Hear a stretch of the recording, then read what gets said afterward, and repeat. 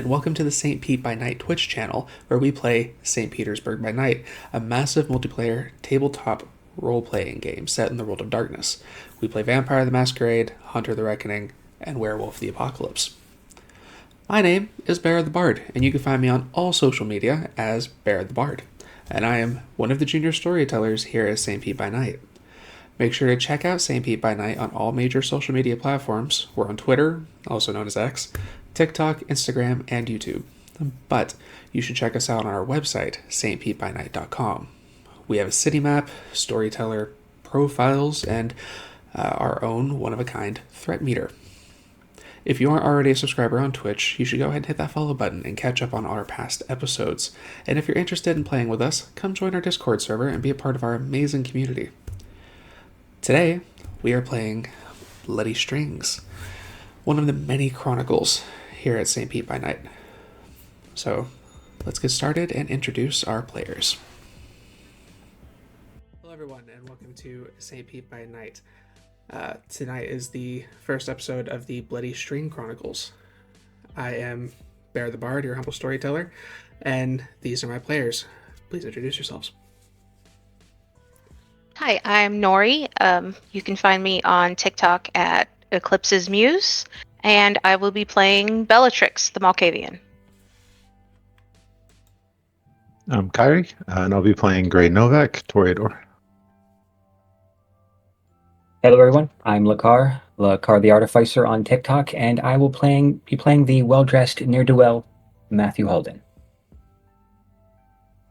Hello, I am Truck.exe on all socials, and I will be playing Nicholas Baldridge, the Malkavian. As the sun dips beneath the horizon, casting long shadows across the tranquil waters of the Gulf, St. Petersburg transforms into a city of secrets and darkness.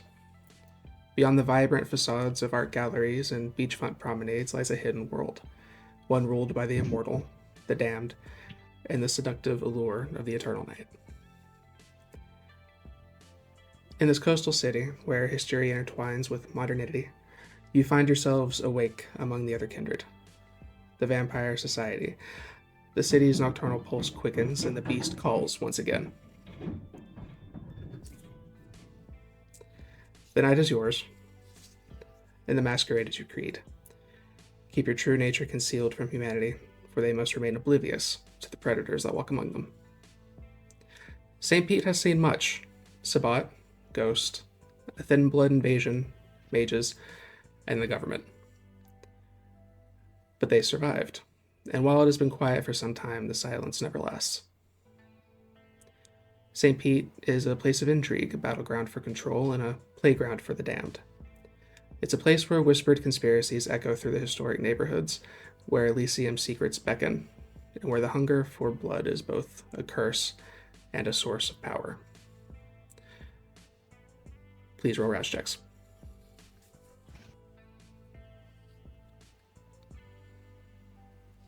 I grow hungrier. I do not get hungrier.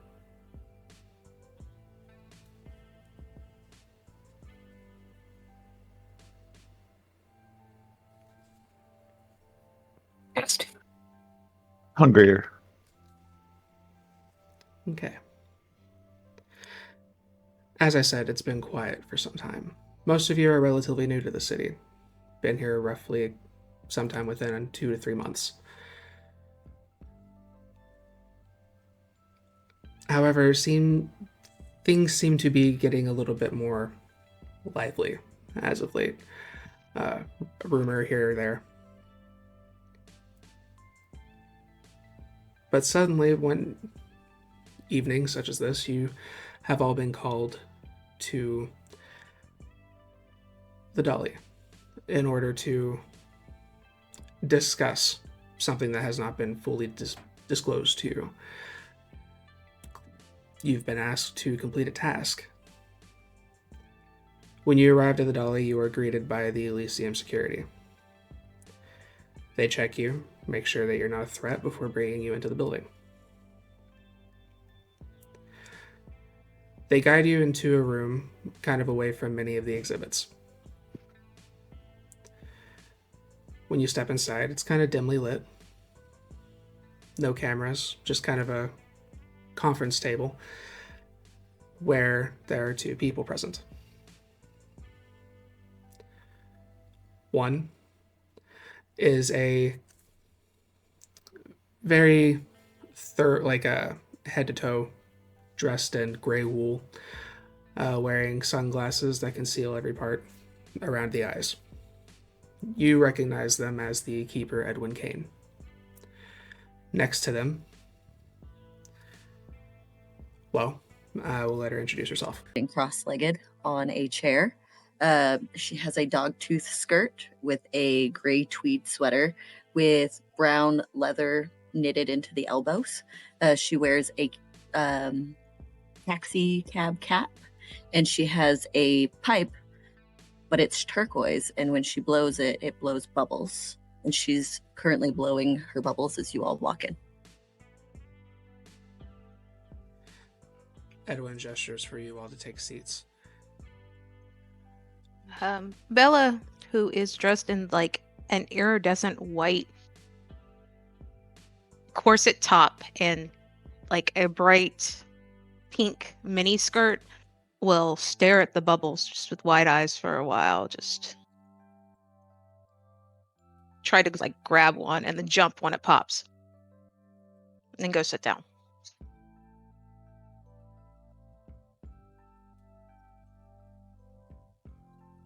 Nick would follow suit, just nodding at Charlie, and sits next to Bella. Please feel free to give descriptions of your characters.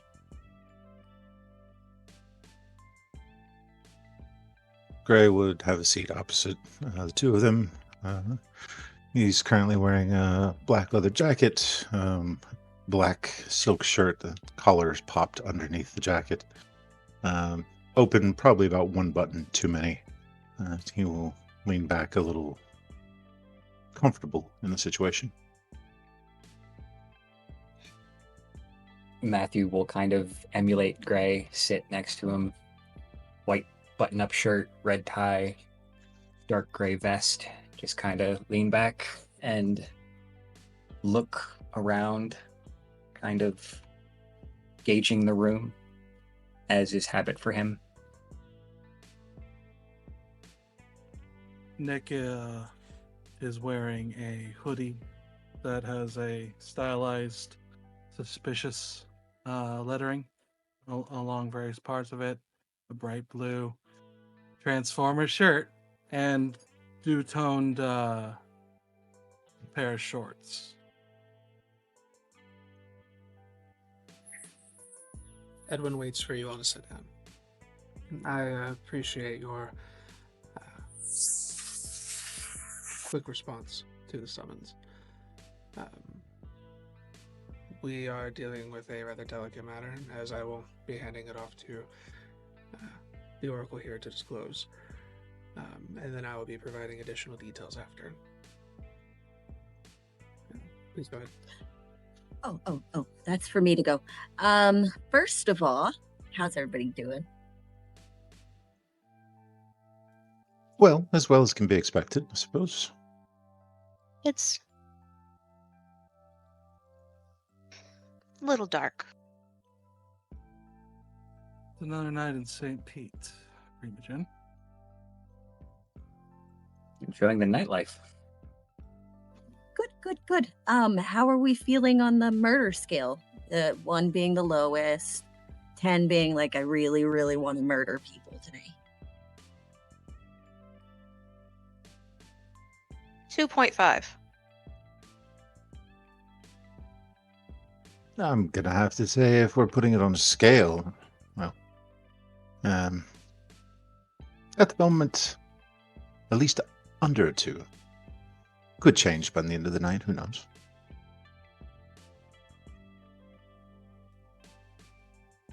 Well, one never knows when murder might come up, Imogen. I mean, I'm feeling pretty okay now, but, ask me in a couple hours. Okay, yeah, I will. Well, with all that said, your murder scale might go up a little. depending on how you feel about all this stuff. So crazy things. My family has been getting just kind of murdered, you know?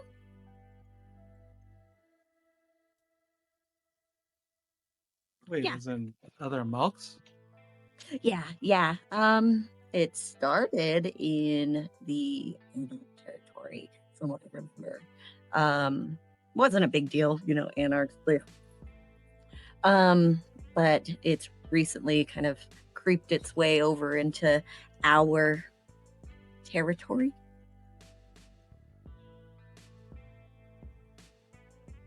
Do you have any suspects? Not really.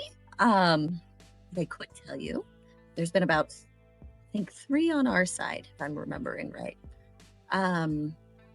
Some of them have been found with kind of the ones, you know, young enough have been found with their kind of the brain scoop. So that's alarming. Specifically Sears are having their brains stolen. The Malks, yes, the my family, yeah. That is horrifying. I agree. Same location, or are these far apart? Kind of a smattering all over the place. The last one was the crispy crab. Crispy crab, that's what it was called.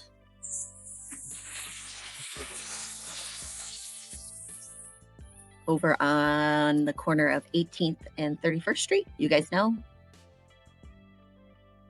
I'm news down, but I'm sure someone will figure out how to get there if we need to. Do you have the names of any of the individuals that we've lost? That's a lot of names because there's about like 19 total. Oh, 19 dead or Dead, missing, you know.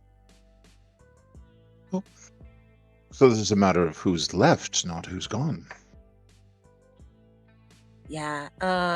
You know, us Malkavians, we kind of come and go and don't really say much. We just kind of do our own thing, but it's kind of alarming that most of them have been found dead and the ones that are missing didn't really say anything and nobody knows where they've gone. And were they permanent residents or transient or? Some newer, some older in the range, you know. See. The last one, his name was Matthew Graham.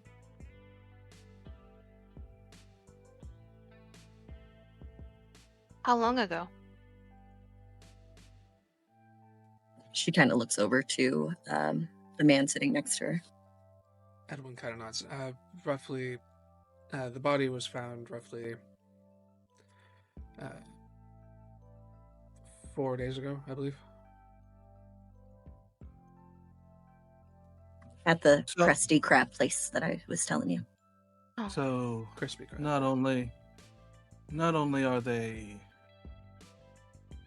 being killed, but they're not ashing upon death. Well, I don't know about the older ones, but Matthew was younger, so you know you don't just kind of go.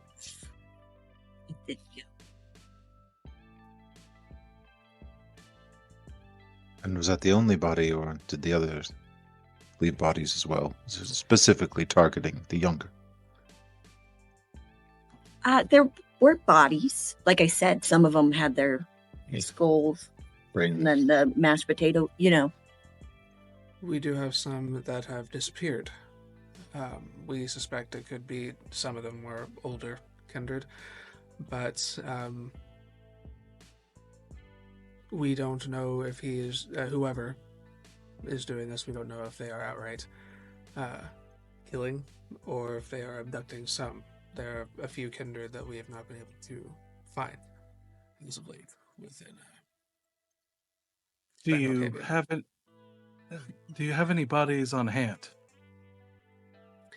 We do have the body that was found in the crispy crab downstairs. We have also isolated the crispy crab so that it can be investigated. If you'd like, Keeper, I can take a look, though I'm sure there are other kindred that have even more medical expertise than me, but I do have some. You're welcome to take a look. We've already had a couple people examine. You're welcome to ask them questions, or as I said, you can look yourself. We figure that this would be best as kind of a in-house situation. Who better to find out the motives behind Malkavian activity than other Malkavians? As for those of you who are not Malkavian, one of the bodies that were found happened to be in the prince's domain, and he wanted to have a couple of his own participating as well. Understood. How often does the darkness fall on these brethren? Reports that I have that come from across the line, these 14 or so that have been killed, it's all happened within the last 3 months.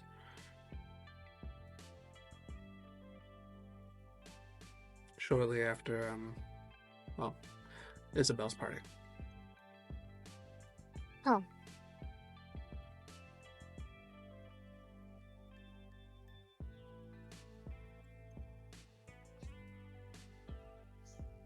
Coinciding exactly with the departure of the late queen, or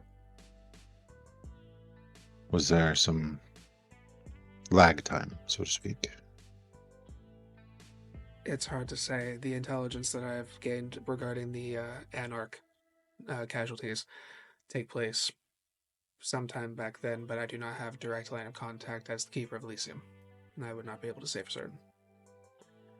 The ones on our side happened within the last month, from what I understand. Roughly within about 3 weeks.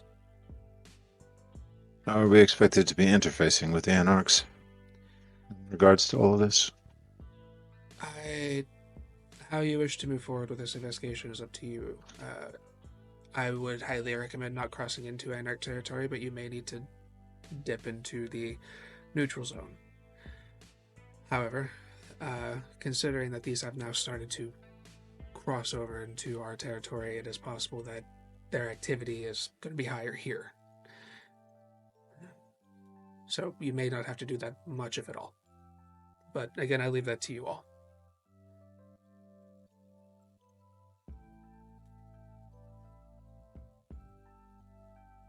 Primogen,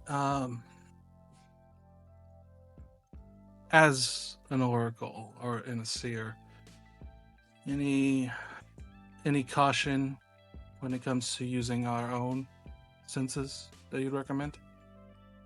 Well, number one, don't do it in front of people. That's always a good one. Number two, don't get caught doing it by people.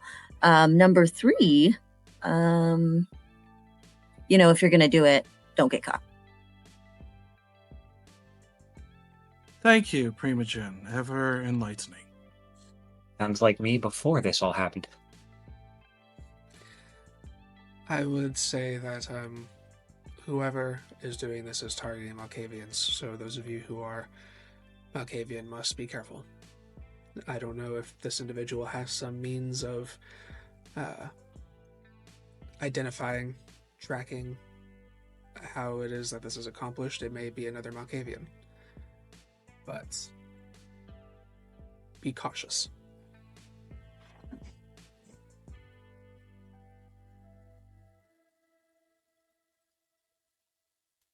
Well, I suppose what's left is to move forward, find what we can find out, track leads. See what we can see. We'll try to get to the bottom of this as quickly as possible and as efficiently as possible. I don't want something like this tarnishing our prince's good name. Of course. I do want to say I'm kind of your go-to, but like I'm over you all. So don't do stupid things because I don't want it to come back to me. So if you do stupid things, maybe just run. Don't come back. Or don't get caught. Or don't get caught. That's the best rule, really. Well, often better not to do stupid things to begin with. I would agree. Should you need anything, I am always here on the Elysium grounds. I am limited in the capacity that I can assist you, but I will do what I can.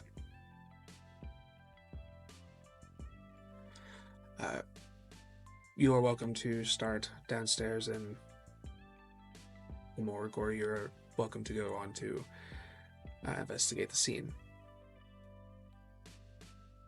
If you have any questions before you go, we'll answer them how we can. Well, I believe the body will be of at least give some idea and give us some reference and context to use when we go to the scene. At least that's what I'm going to do. It's up to y'all if you want to join me. I'd like to see you work. Sure.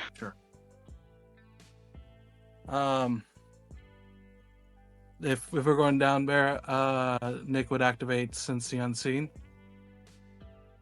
Okay. Edwin dismisses you all, and Elysium guards will meet you outside the door and begin taking you to space below. Charlie will grab Bella's arm before she leaves. Look her in the eyes very seriously. Ask everyone you can what type of bagel they are. You will learn so much about people. So much. And if they say everything bagel, never trust them. Okay. Was that within earshot of Nick?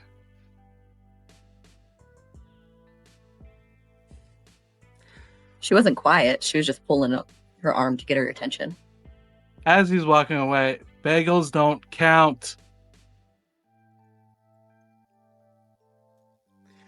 And with that, you guys are guided down into the lower floors.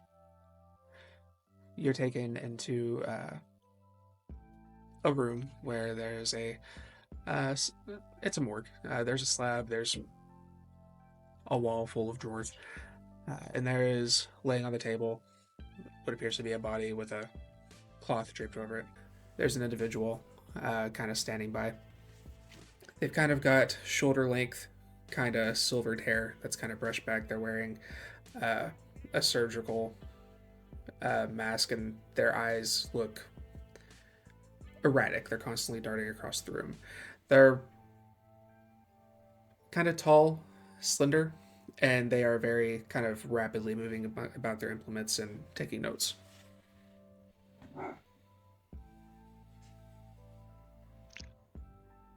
You have a problem with bagels, Nick? No, I don't have a problem with bagels. I have a problem with things that don't matter, Bella. But right now, I we have think a body bagels to are look very at. important. I mean, you can tell a lot of a person just by their likes. Well, guess what? Most of us can't eat bagels anymore. But we can dream. I'm done dreaming. Anyway, we have a body to look at. If Mr. Shifty Eyes over here is willing to let us. Doctor, sir? Dr. Malachi. Doctor. No. Sorry, Dr. Shifty Eyes. Right. I presume you are the ones who are coming to investigate the murders. Dr. Malachi, at your service. Yes, apologies for him. He is obviously very grumpy this evening. I think he woke up on the wrong side of the bed, or maybe a little bit peckish. Thank you for seeing us, Doctor. If you could tell us what we're dealing with here. Certainly. I don't suppose any of you are squeamish. Oh no, Yeah. not my slightest. Fantastic. He walks over and he grabs the top of the sheet and pulls back, and you see what looks to be looks like a man kind of in their mid-20s. They have scarring on their like lower face and neck. It looks as though the throat has been ripped out entirely. There's a couple of stab or puncture wounds in the chest. How much is Nick allowed to approach or investigate the body? Oh, I've already performed an autopsy and investigated it. Feel free. All right. But yeah, since the unseen up, he is going to basically try to look at all the wounds, the extent of the cranial effects, and just see if he can find anything that is unusual outside of the obvious, something that could possibly give more context, maybe reasoning, hell, even the philosophy behind it, maybe. Sure. Give me intelligence medicine. All right, can I blood search? Sure. All right. Oop, shit. He gets hungrier. That's 2 hunger. Intelligence and medicine. 3. I'll assist Nick. I'm actually gonna, while he's scanning for anything else, I'm gonna scan the inside. I want to see whether or not it was taken out whole or in pieces. Basically, like, was it cut, or was it just literally like the whole brain just pulled out? Sure.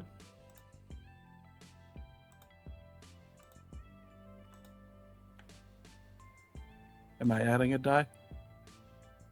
I think so. You can add a die, yes. Okay.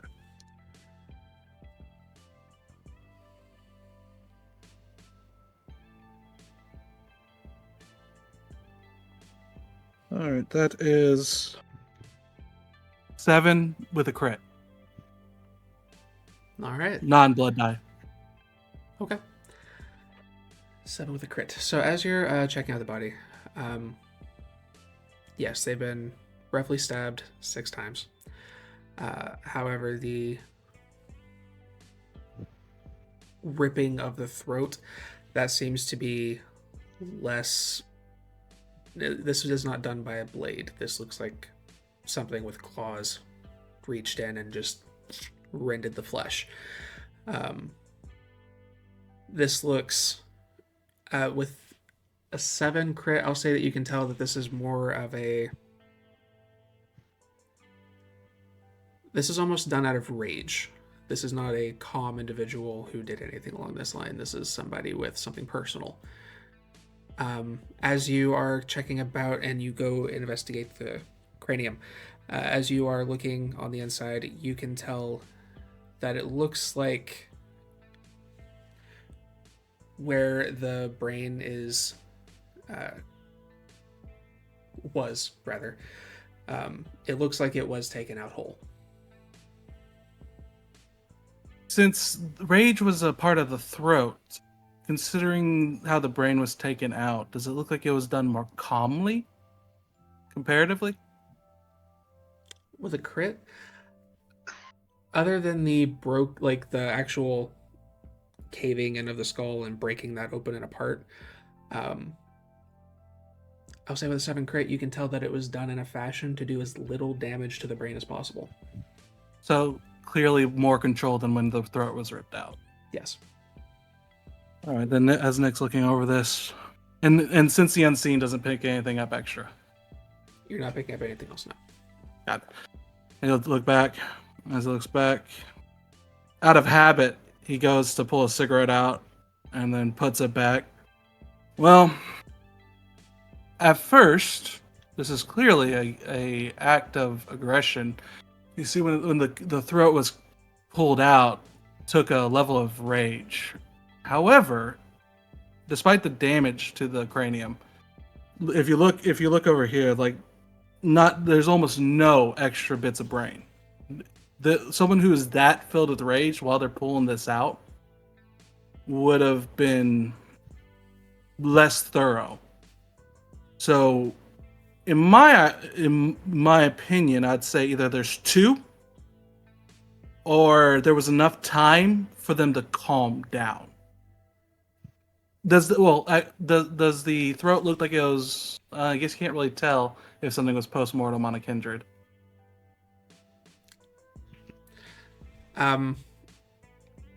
Yeah. You can't really tell the specific order of things, but I think it'd probably be fair to assume the person's not going to sit calmly and let you pop their brain out. Sure. And so Nick will pull back, just waiting, holding his cigarette, itching to light it as he thinks. So basically, they took out. Yeah, it makes sense. You get rid of the security system so you can access the oyster. Got it. Yeah, they took the throat out to keep him from making a sound, waited till he expired so they could get to the goods. Well, here's the thing. I don't think the aggression on it is what's getting me here. Mainly because I don't think it was to silence them so much as to just do the damage. Think of it like a crime of passion, Matthew. But then the premeditated part comes in. So it's a question of how long it took them to calm down, or if there was a second party that did that last part. Especially considering how many stab wounds are on their chest, too. I mean, it just screams a bad melodrama to me. Yes, it comes across to me that they wanted them torpid, not dead immediately. So there's no real final implements or damages done to the body until the brain is removed. So it seems as though they wanted them still unliving before removing the brain. I'm going to look at the stab wounds. Do they look like they could... Do they look knife-sized or possibly steak-sized? I'll say also coming... yeah, it looks like blades. Like a thin blade.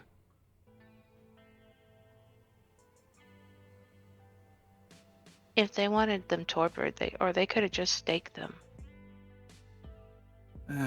As I said, this rage, the aggression, they didn't want them to just be unreactive. This is where I'm starting to pull the more hypotheticals out of it, Bella. But what this says to me is that they wanted the fight, the resistance, until it was time to do what they did at the end. I'll also say you might come to the conclusion that they also maybe didn't have the strength to the victim. Someone. Oh, okay. Yeah. Then Nick will also say that as a possibility, because he's throwing stuff at the wall for the moment as he's thinking. Yeah. Also, Bear, I wanted to say that's Nick saying melodrama, not Truck saying melodrama. I gotcha.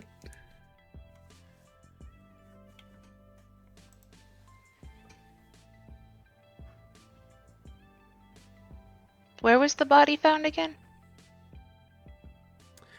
According to the reports that came in, the body was found in the back room of a Crust. kind of shabby little restaurant, another part of town, the Crispy Crab. Where if we find SpongeBob memorabilia, I'm just torching the place. You said in the back room. Was it concealed? It appeared to be the kitchen, I believe would be a more accurate phrase. It was found by somebody the morning of.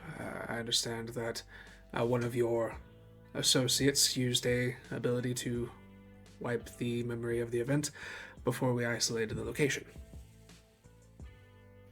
Fortunate. Bear, I have a premonition question. Sure. is premonition future only, or can it have a wider possibility of vision with a little focus? If you manually activate a premonition, it doesn't necessarily, like, it doesn't have to be very far out. It can be things kind of parallel sometimes. It just kind of depends on how you rolled. And what I'm willing to give you. Fair enough. Then Nick, because he's curious now, because this is something this seems like a puzzle to him. So Nick would open himself up to premonition. Okay. Go ahead and give me resolve and aspects and a rouse check. Let me do the rouse real quick. He does not get hungrier, and it is resolve and aspects. Yeah, I'm not gonna blood search this one. Not so early.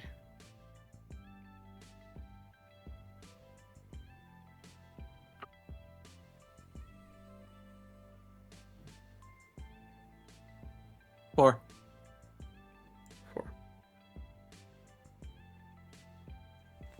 Okay.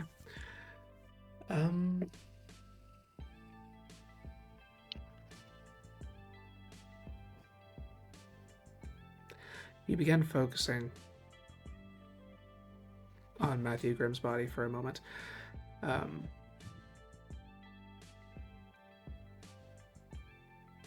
You don't get anything.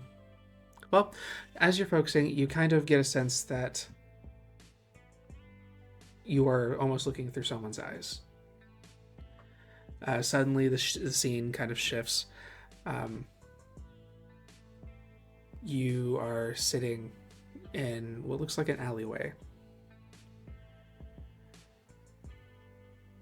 And you feel an intense rage. And you see that you're watching someone, but the details of the individual are blurred. No matter how hard you try to look, their face is featureless. And you continue watching until your body, without any direction from you, lunges forward, and as soon as you close the distance, you snap back.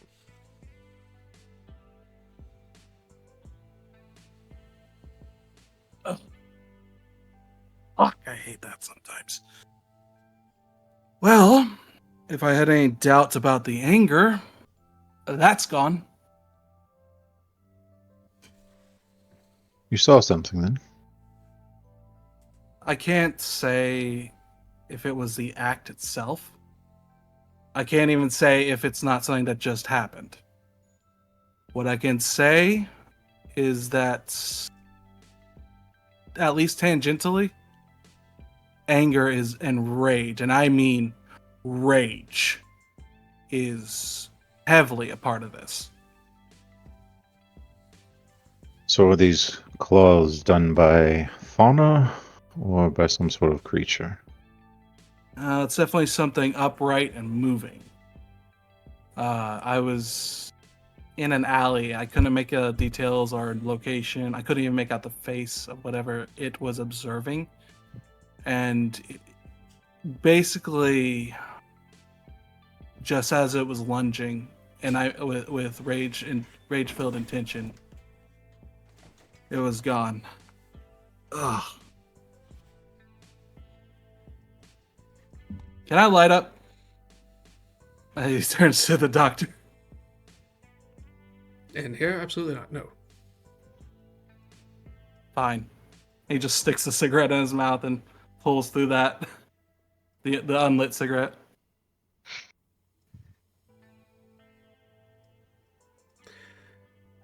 Is there anything else that you need to do with the body? Otherwise, I need to have it removed. Oh, I've done what I can do. If any of y'all have any other ideas. The dead are not my expertise at all. Oh, you mean something that you don't want to just you know what? We should go get crabs. I'm surprised Gray doesn't have any. Well, it would be an experience. Yes. Let's go check out the restaurant. Okay.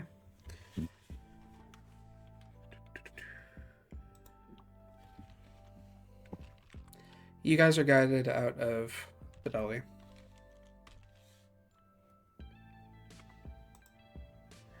And are brought to wherever your vehicles are, whatever mode of transport you guys came in on.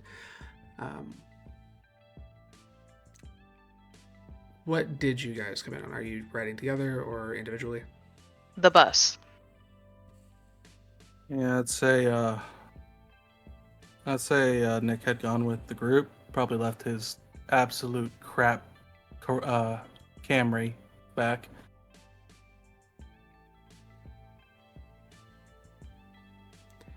So we're taking the bus to the Krispy Kreme?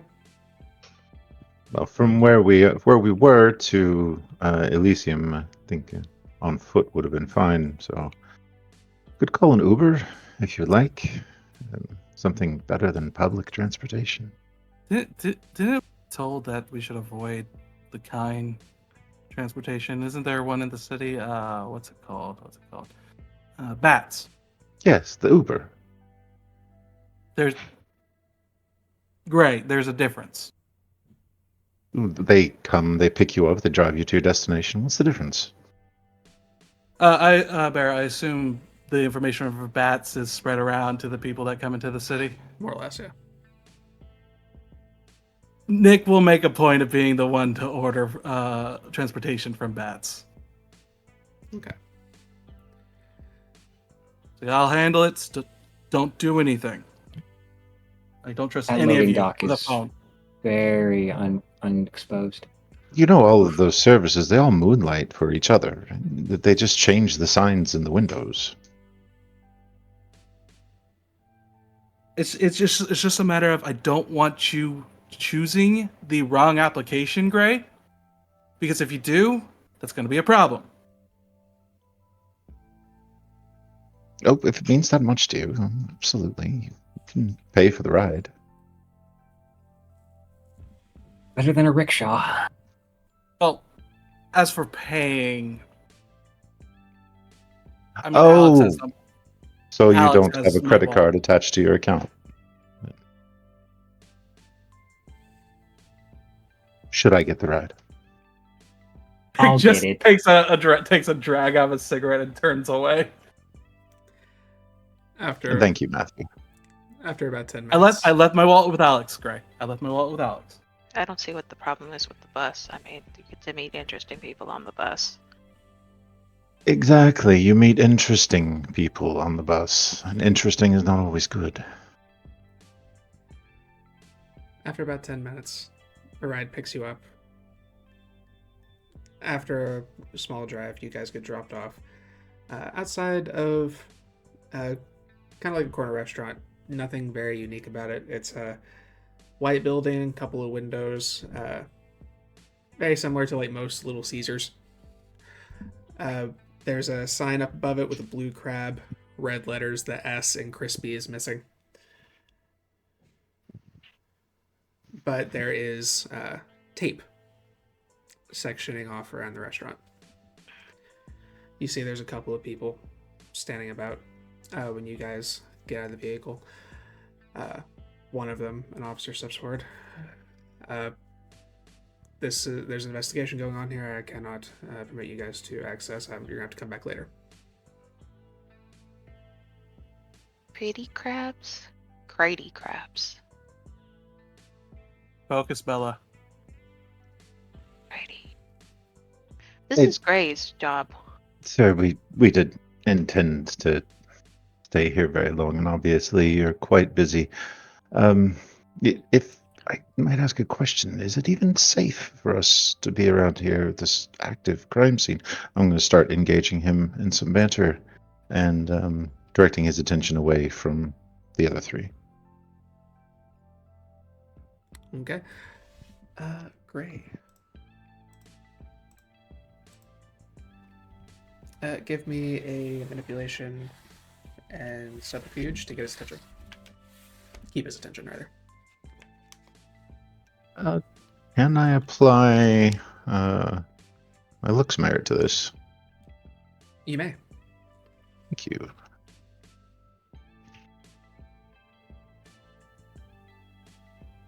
Six successes. 6 successes. Okay. Yeah. No, he's very much trying to alleviate any concerns you might have about the situation and trying to. You have his full attention. What do three of you wish to do?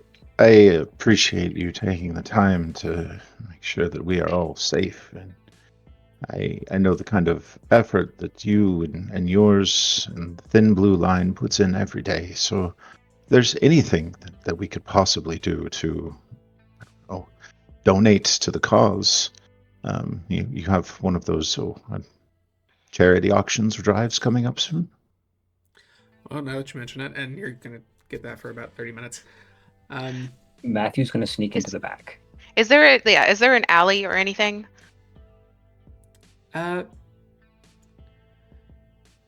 Yeah. Going kind of around the building, not to the right of it. Like, you guys are on like the corner here. On the right of it, it just goes into like another business. But if you go around on the left, there is an alleyway between this building and the one next to it. Okay. I'm gonna slip into the alley, and once I'm out of sight of everyone, I'm gonna unseen passage.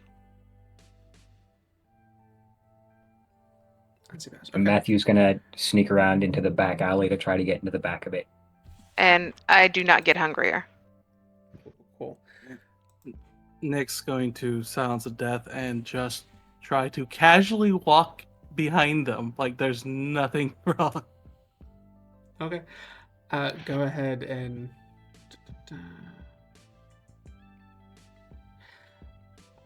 go ahead and give me a dex of stealth. Anyone who's going in the back. I will take your disciplines into account. Even me with Yeah, unseen passage? You have unseen passage, but you can still make noises if you're not careful. Does silence the death add anything to this? I'm taking into account your difficulty. Okay.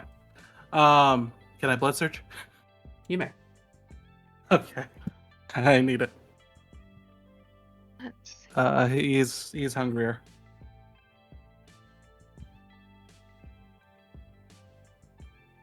$300 already. Jesus, that's not good.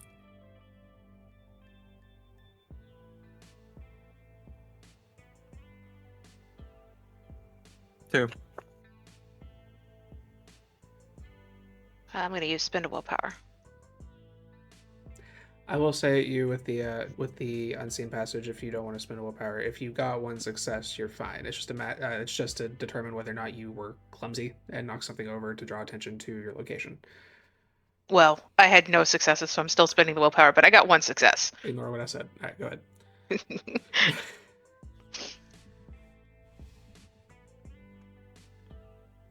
And Matthew? 1. You step into the alleyway. There doesn't appear to be anyone back here, but you do see what appears to be a back door into the building itself. There's a dumpster a little further away from it, and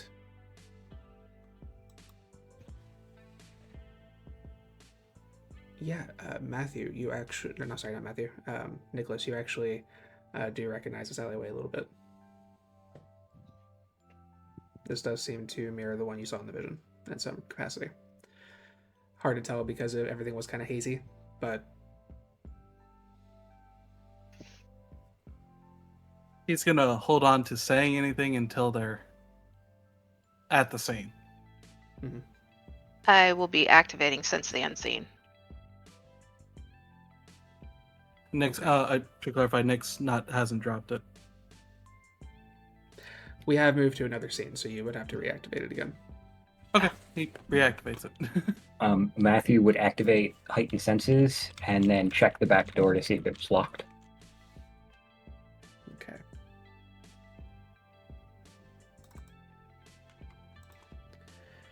The back door is locked.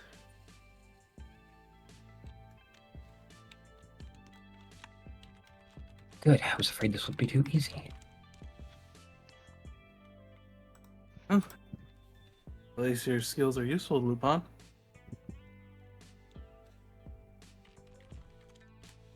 I'm going to attempt to pick the lock. All right.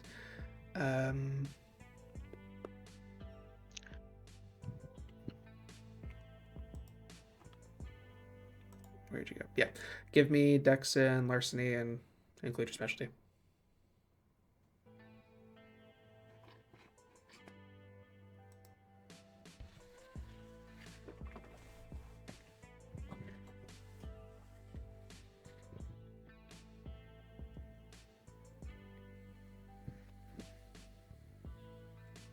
Five.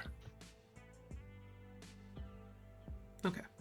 You mess around with it for a little bit, but it's not like this is a old, not very impressive building. You manage to unlock the door. Comes a little ajar.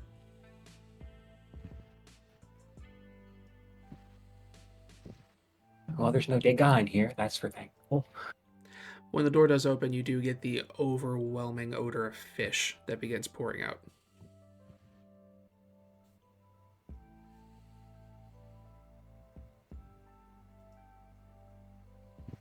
What did they soak the Just like fish in Maine. blood?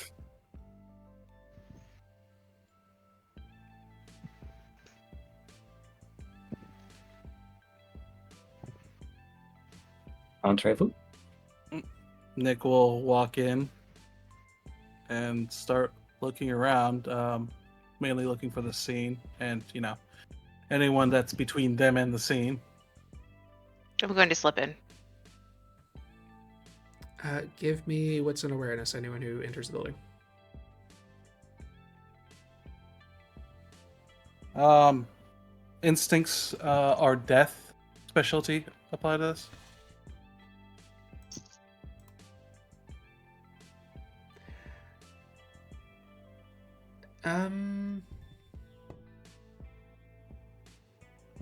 Instincts, sure. Okay. 3. 3.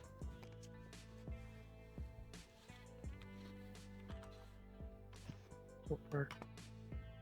8 with a crit. Not on the blood die. Thankfully. Okay. You go into the immediate room, and this looks like the back door does go into the kitchen a bit, probably where they take trash out to the dumpster. It is kind of it's a small kitchen. You have the area where they store the food and cooking, such like that, but in the middle of the room is where your attention is kind of immediately drawn. There is blood everywhere. You see that several things have been knocked over, and it looks like a lot of the blood seems to be focused on top of a table, kind of centered, kind of like an island kitchen counter kind of situation. A lot of stuff has been knocked down. There's a lot of blood up there, and you see little bits of fragments of bone that are kind of scattered about. You do see that there's little spots everywhere where pictures have been taken or investigation has been done, but most of the police are not currently here at the moment. You can kind of hear them spot their presence kind of outside the door where you are in like the main part of the restaurant, or the dining area of the restaurant. So at the moment you guys are by yourself. What do you wish to do? Well, I know Nick's going to immediately try to investigate using both Sense the Unseen and just see what he can piece together, or if there's anything to pull leads from or more context. Okay. You said the police are out front? Kind of in the like front of the restaurant? Yeah, like the lobby area that you guys could see in. I'll activate Silence of Death on myself, and I'm going to sneak up to, like, out there, and I'm going to overhear what they're talking about. Okay, no roll for that. Yeah. So, you're going up front to listen. You're investigating the area. What's Matthew doing? Matthew's going to help Nick. Okay.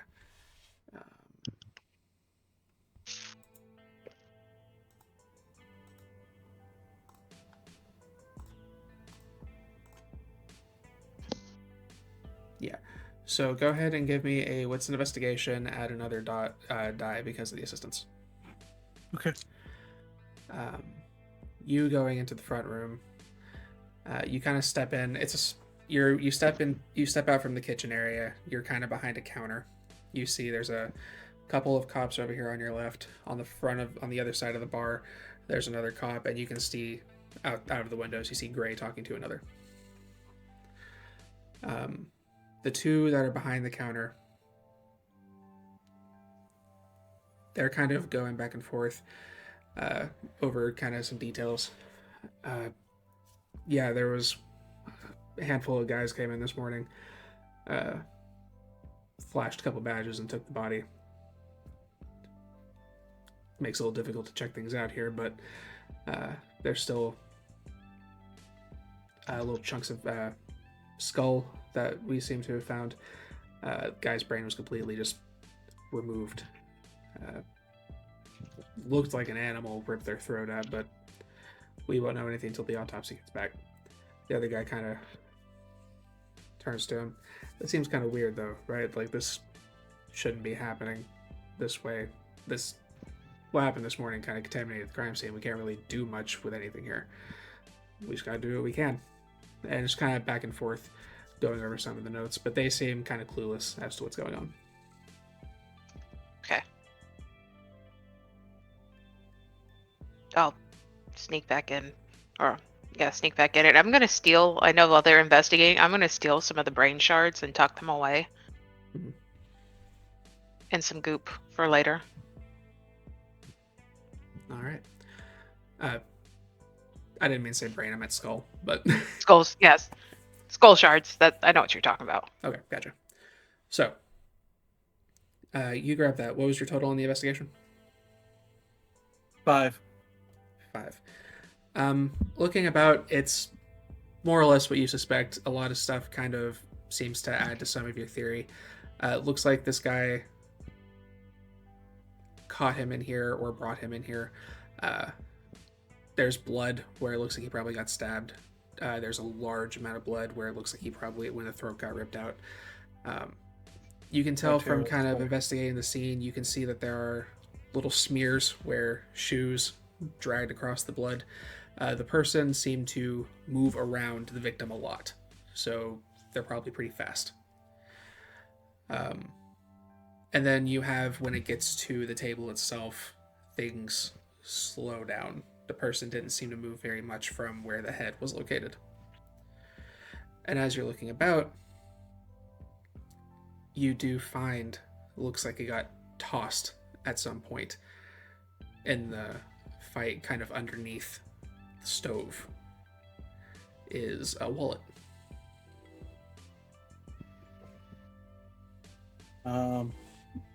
Anything since the unseen is picking up around the wallet by chance? Nothing on the wallet, no. Anything near where the body was or things like that?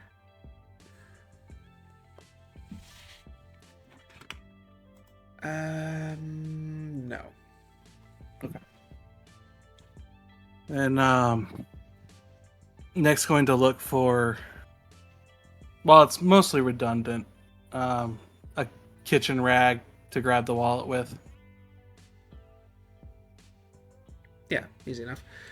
You find a little cloth that you can use to grab it. And he's gonna stick it into an interior pocket of his zip-up hoodie, and then whoop.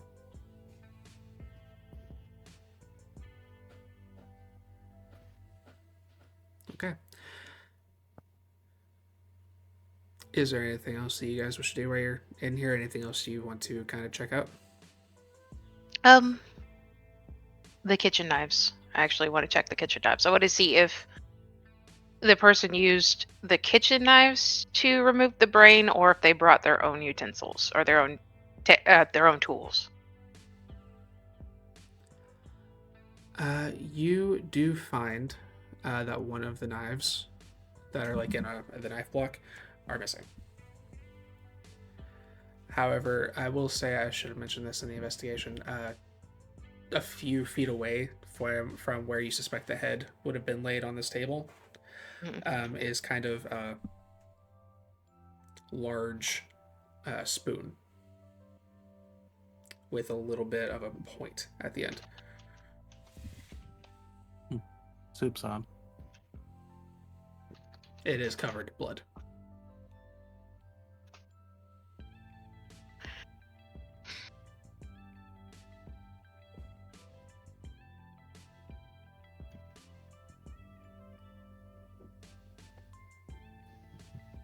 Does it look like it belongs to the restaurant, or was It's left? pretty uniform with a lot of the tools here in the restaurant.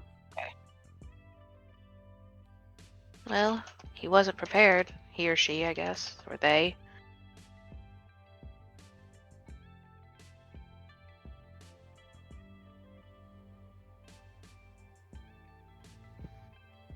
Now, I can't see anything else.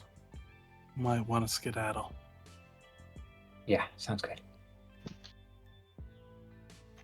At this point, Gray, as this officer has finished giving you the link and card and all of the stuff necessary for you to make it as easy to find where you can donate to the police force.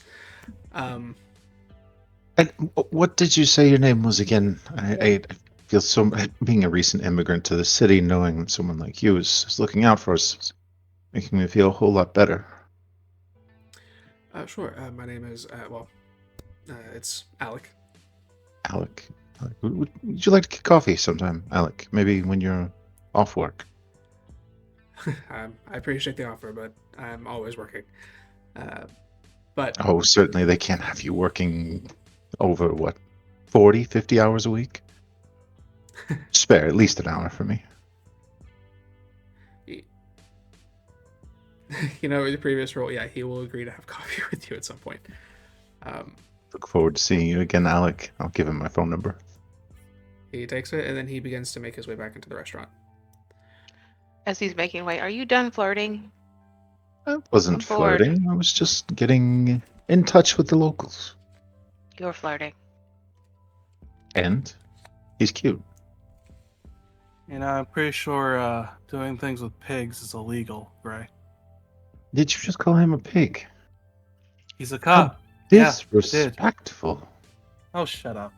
Look, That's I don't He's like out there law putting enforcement. himself on the line for us. Yeah. Fine. Let's go. What was that, Matthew? I was going to Sorry. say, as much as I don't like law enforcement, as much as the next, Person? yes, still, Pig's a little strong, He seemed like a decent person, and therefore can't be trusted. So, I say we go. Well, There you go, Matthew. no one's Alright. truly decent. So are we summoning the metal chariot into the night, or does anybody have a destination in mind? I think we should go back somewhere where we potentially could talk. I'd like to know what you all found, and have my own reservations about this little soiree we've been involved in. It's a long shot. I could also ask Alex if he saw any sort of similar things overseas. I doubt there's any correlation or anything we can glean from. But hey, throwing anything at the wall, eventually something's gonna stick, right? Tea and tarot, then. Sure. You make your way back to your domain and Coterie Haven. As you make your way, step in, you get into kind of the main area.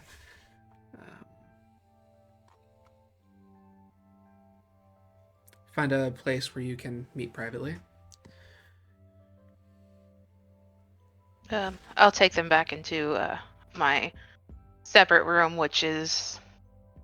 There is a skylight at the top, and it is usually filled with like lots of cushions and a small low table, which is covered with like a star pattern tablecloth but the room is pretty much filled with giant cushions all over the place just to sit and relax. With like on the side there is a small table with like a Bunsen, like a electric kettle and some things to make tea, as well as a few saucers and cups. I'm All gonna this flop place down is- in front of the table. All this thing is missing is a mahjong set. I'm just Takes out a piece of but- paper. Buy mahjong set. I do Yeah, miss I'm Hong over- Kong. Yeah, I found shogi a bit more of my Asian table games, but that's me.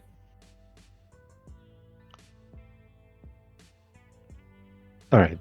Straight talk, though. The two of you realize you're bait, yes? Looking to Bella and to Nick. That's the reason we've been asked to do this. No, I would never have guessed, Gray. They're killing seers. You both are seers. You are bait. Just want to make that doubly clear. I gotta ask, did you hear the sarcasm 5 seconds ago? Well, it's always in your voice, so it's hard to tell when it leaves. Yeah, it is Yeah, kind maybe of we hard should to... get better. I mean, Matthew? have you ever been serious?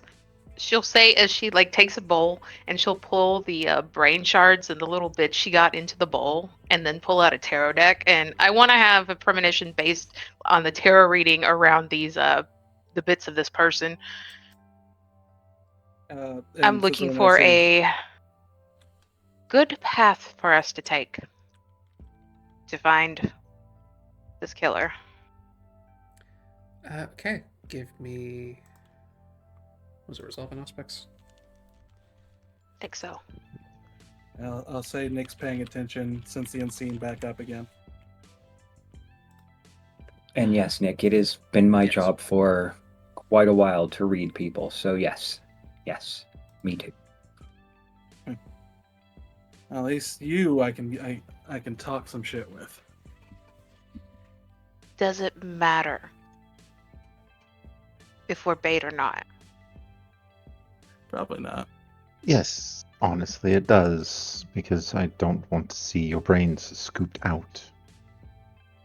But does it matter here in this city if we are bait or not? Either this killer is going to come out of us for existing, or we tell the people in charge no, and they make our life difficult, and then the killer finds us. No, I'm not telling you to tell them no. I'm just wanting you to be aware and you keep eyes behind you as well as in front of you. And to the left and right if you're able to. That was obvious the moment she said that they were killing Malkavians. Look, Gray, I am okay with being bait if someone who doesn't deserve to die doesn't die. How's that for serious for you? Sickeningly noble. Don't start complimenting me. I don't trust it. It was backhanded. It's still a compliment. I don't like it from you. 4 successes. 4 successes? Yeah. Okay. As you are kind of focusing on these, your vision kind of narrows. You see the bowl suddenly begins to fill with blood. And the blood begins to kind of swirl a little bit. And then kind of starts becoming textured like red sand. And then the red starts to kind of fade away into different various colors as the bowl of blood suddenly shifts into what looks like a bowl of vibrant glitter. And then an eyeball kind of pops up in the center of it, turns toward you, and then you snap out of it.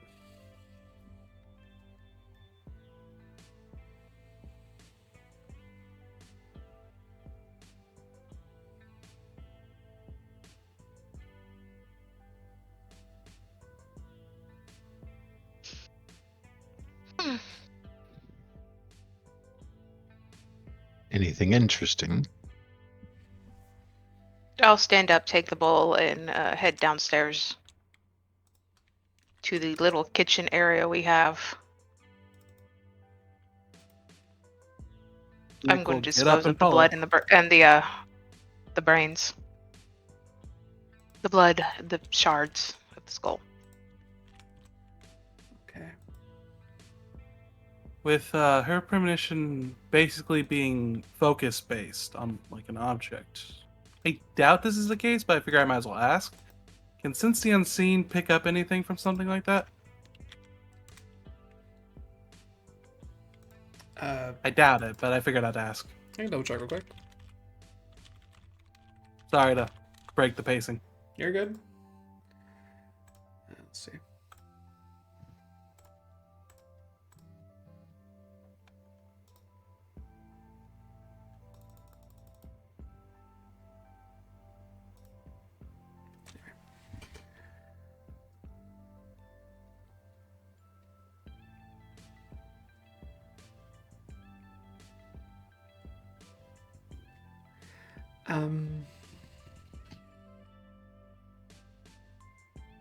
No. I'm going to say no, because there's nothing like actively hiding in this. Okay. Okay.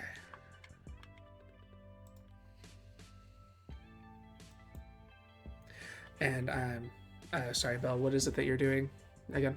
Oh, I'm just rinsing out the bowl and running the disposal on the bits. Okay. Throw a lemon in there. Make it nice. Head back upstairs. I might have gained their attention. I'm not sure. I saw an eyeball and glitter. Ooh, glitter. It's always glitter. Eyeball and glitter. And you said it looked towards you? It did look at me. Yeah. See, this is exactly what I was trying to get Charlie to freaking tell me. Instead, she Wonder if just heard there's one of us. You're so terrified of your own abilities that you won't use them. Me?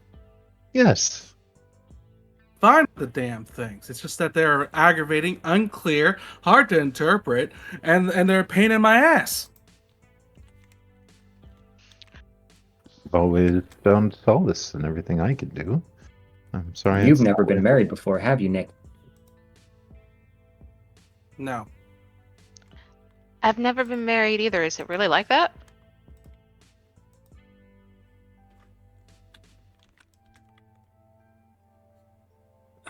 Elena's not here to argue with me nor threaten my life, so yes, absolutely. Still, my concern is that it's a case of who's watching the watcher. Make more sense? Fair. I understand your concern, but I mean, an eyeball popping up and then looking directly at the person who's looking kind of seems a bit self-explanatory. maybe it was symbolic in some way. It's clearly symbolic, Gray. I'm just saying, sometimes symbols are straight and to the point. Well, it seems pretty literal if the eyeball is actually looking at you. Bitch.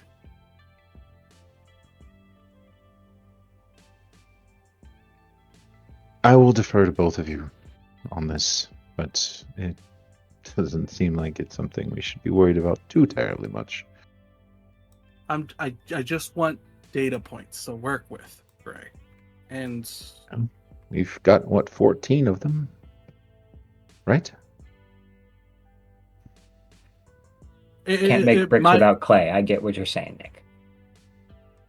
It might not be the obvious thing of, someone watching Bella or us. It could be a premonition of what's to come. It could, like, for example, guess here is we are on a path to come into this thing's awareness. It's just vague, you know. I mean, what I want to find is. Go ahead. From what I understand, visions are often like that, vague. Not always. The one that I had seems fairly straightforward, at least in one aspect. Well, maybe you made it that way. I've been trying to. On all in all, it's more I'm frustrated with the fact that we don't have the right puzzle pieces yet to get a solid start. We might have them, but seeing which ones are the right stepping stones is the problem. Did we find anything interesting in the crab shack or whatever it's called?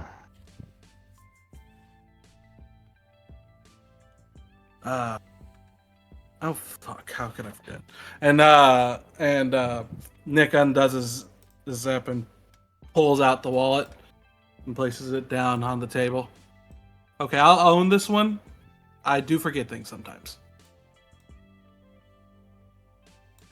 Wallet, all right. The police don't know much.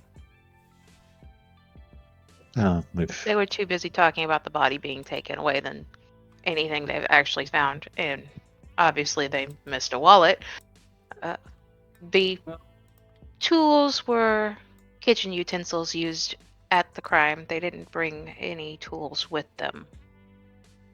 So rage and crime of passion is really starting to lean that way. Well, if no one has any objections, I'm going to go through the wallet, since we don't exactly leave fingerprints. Oh no, please do. I'm just concerned about this crime of passion brain stealing. Doesn't seem so much as a crime of passion as something you would actually premeditate. Right, If but I they was didn't- going, That is the weird part. But they only used the tools that were there. They didn't bring tools with them. If it was premeditated, wouldn't you bring your own tools? Well, obviously, of course you visions. bring your own tools. Well, obviously, visions are not concrete, solid evidence. But if we're going on what was shown to me,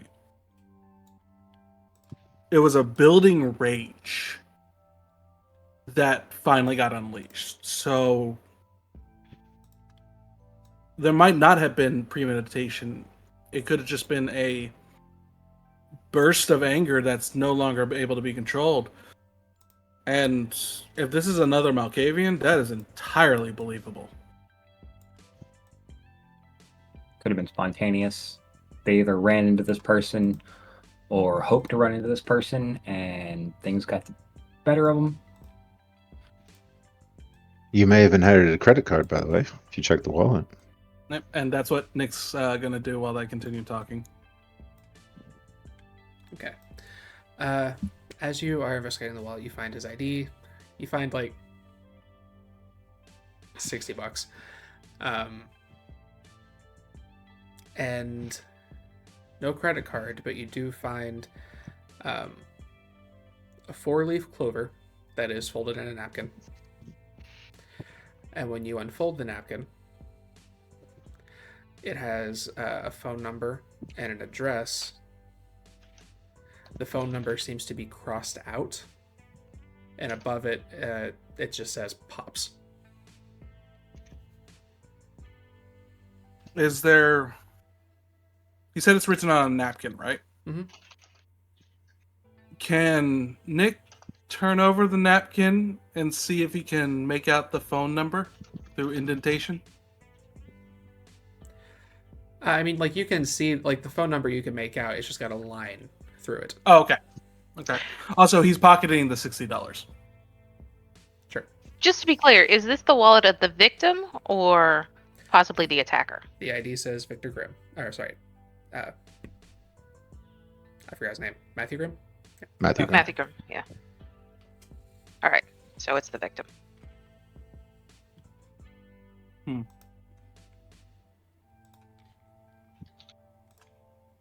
So we wonder if the clover is of any significance. Is it like regular clover, or did you say 4-leaf? It is a 4-leaf clover. Like a legitimate what grew out of the ground, or just like a... No, it's an actual clover that was like pressed in this napkin. Oh. Someone's a believer in superstition. Honestly, not a bad find. However, on the napkin here, and he's going to gingerly put the clover on the table. Careful not to damage it. So who could this Pops be? His phone number. Easiest way to find out who's at the other end of a phone number is to call it. Gray will get his phone out. What's the number? Nick will give him the number. Just shrugging. You have Dial your phone it. number. It rings once and then goes to generic voicemail. No name or anything. You've reached. Spits out the number. Have not set up a voicemail box, and then it cuts off at the end of the message. We've been trying to reach you about your car's extended warranty, and then I'll go ahead and hang up. Bera. Yeah. Is the almanac still a thing? The Ashen Almanac?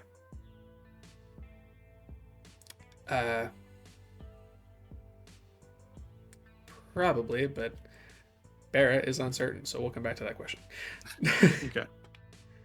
Because he was going to cross-reference if it is, but yeah. I will say, I'm going to go ahead and say, irrelevant of the almanac, this individual will not show up on it. Okie dokie. Okay, go ahead.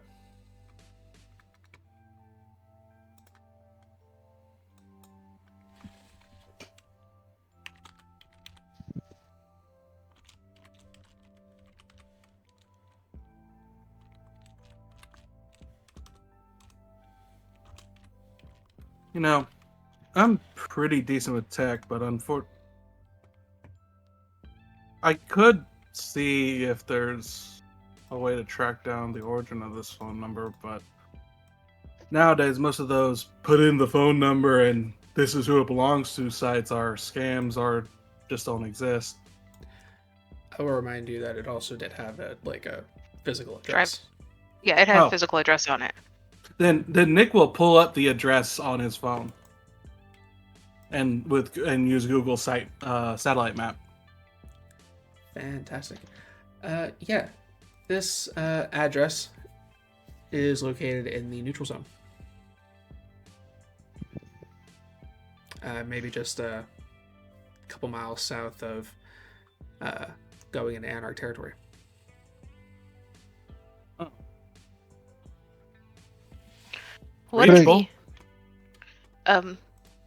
What about the driver's license? Should have an address on the driver's license. Absolutely. Yes, that address is within Camarilla territory. Looks like they live just a few blocks away from the Crispy Crab. It looks like this guy probably had he probably worked there at night, just as kind of like a thing to do.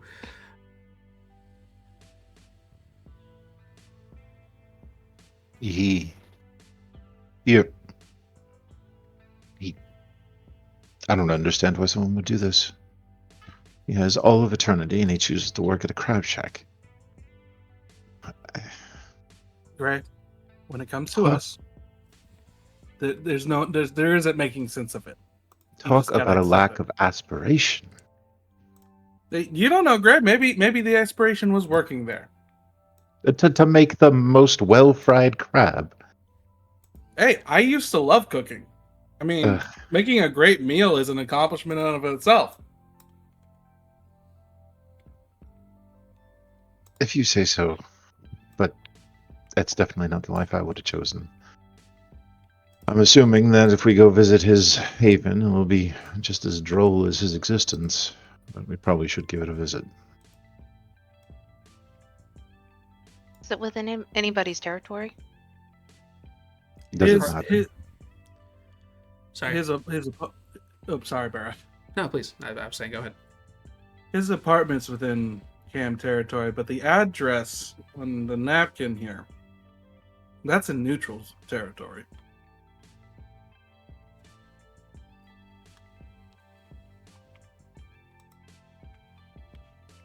I say Well- we go check out his place and then possibly go to this other one. And if we're going to be up near the neutral zone, there's a fantastic nightclub that we could stop at. I'm just saying. If anyone's feeling a little peckish. I would say that there does seem to be a bit of hunger in Nick's eyes, though he's distinctly not saying anything.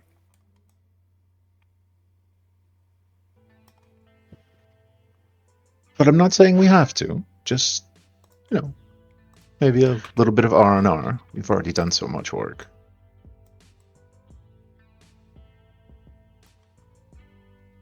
Maybe afterwards, kind of, treat ourselves. We survive. Can't put off your reward, otherwise you'll never receive it. Just keep that in mind. Well, Greg, called delayed gratification. Ugh, that's the worst kind.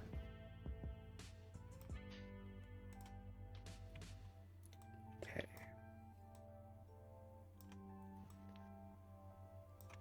So, you guys wish to go to Matthew's place first. Quick out of game question. Do we want to take Alex? It's up to you. Yeah, here's your goal. With how hungry Nick's feeling, and I would say, knowing he can trust Alex as much as he does, he would bring Alex. If that's all right with you, Vera. Yeah. Okay. Then yeah, Alex will be joining them. In fact, he could probably drive them. All right. Let's see. I forgot, do we pay him by the mile? Don't worry about it. He picks you guys up and begins making his way. It takes you back over to that part of town and drops you off outside of the apartment complex. You step in. Doesn't take long. You find his apartment door. It is locked. You're up on the 3rd floor. It's a very, very cheap apartment. Looks like probably more than likely owned by a slumlord. Not very well taken care of.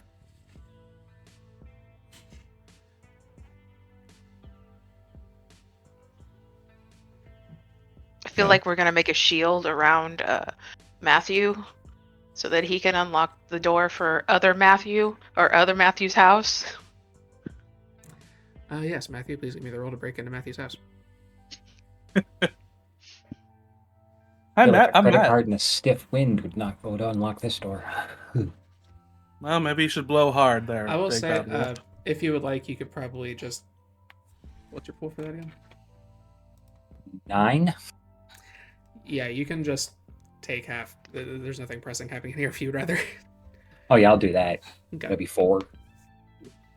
So you step into the apartment. This apartment is covered in a lot of, like, a cross between a lot of vibrant, colorful, kind of like psychedelic artwork, but then a lot of kind of darker hidden themes. Like, you'll find one that kind of has like a large, like, tie-dye kind of poster, but in the middle of it you see there are several eyes kind of peering out on close inspection. There's a lot of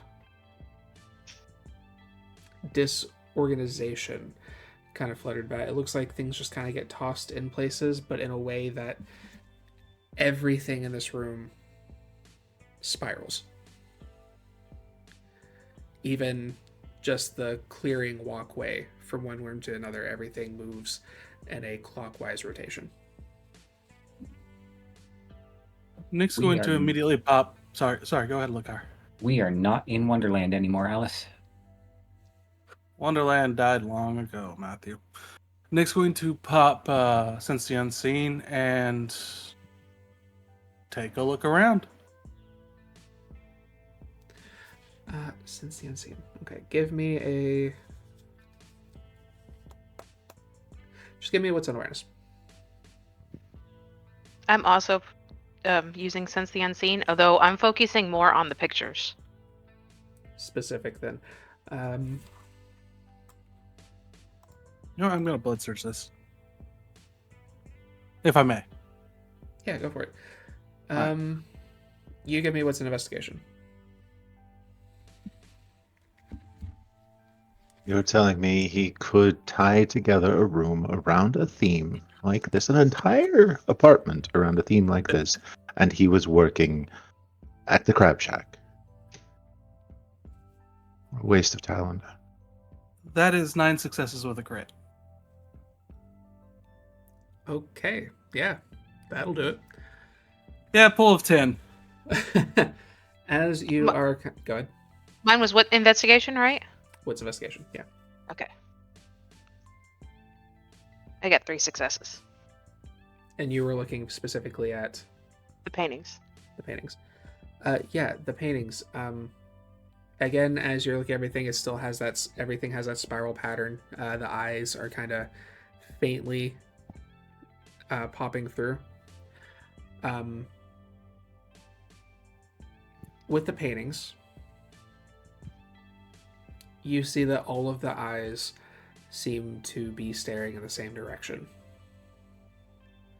to kind of like the north side of the room. Do they look anything like the eye I saw in my vision? The eye you saw in your vision was very clear, like an actual clear eyeball. These are kind of just like the illustration of almost like a iconographic eye, just that shape with the pupil and everything. Okay. But they do seem to be shifted toward the north side of the room. I'll wind my way over there in the spiral pattern. Okay. As you investigate the north side of the room, the only thing that seems to be popping out of interest is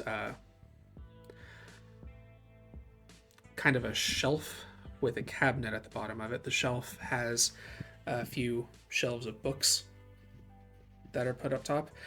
A lot of philosophy books and things along that line. But there is a lock on the cabinet at the base. Philosophy, you say? Yeah.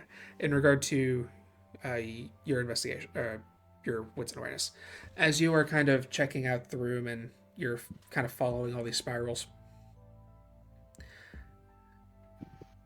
you finally kind of get to what you believe to be the heart of it, which is a kind of sofa and a coffee table. And the table has a little there's a bowl on the right side.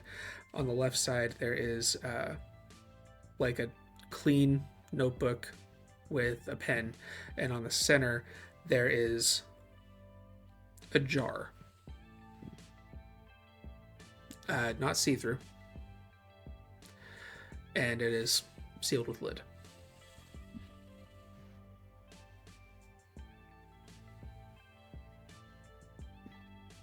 Matthew, I found treasure. It's locked. You said the magic words. When you come up to check this lock, you can tell that this one's actually a bit more complicated, a little bit more complex.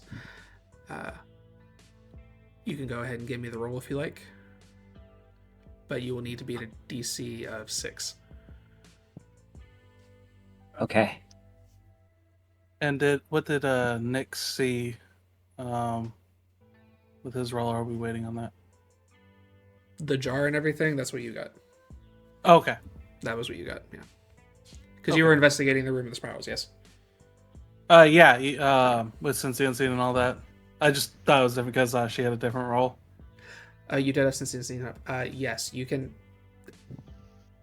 tell there is something about the jar, but whatever's being affected is in the jar, not the jar itself. It was, I got 6 with a critical. Pops open. You open the cabinet, and there is a book. Looks like a little leather brown journal. Well, it's not the Moscone Codex, but hey. I'll take it since it's not pretty. Oh, I didn't say it wasn't valuable. It's just not under lock and key in a highly secure museum. No, but there was something. Is the book radiating anything? Or is it just the jar? The book is not radiating anything. It's just a clean sheet of paper with a pen. Looks like if you were to kind of, it looks like they are examining this, taking notes, things along that line. Nick's going to walk up to the jar and, hey Matthew, can you check that? See if there's any mentioning of this jar in there. I do not want to touch this. Something's it be magic up in this shit.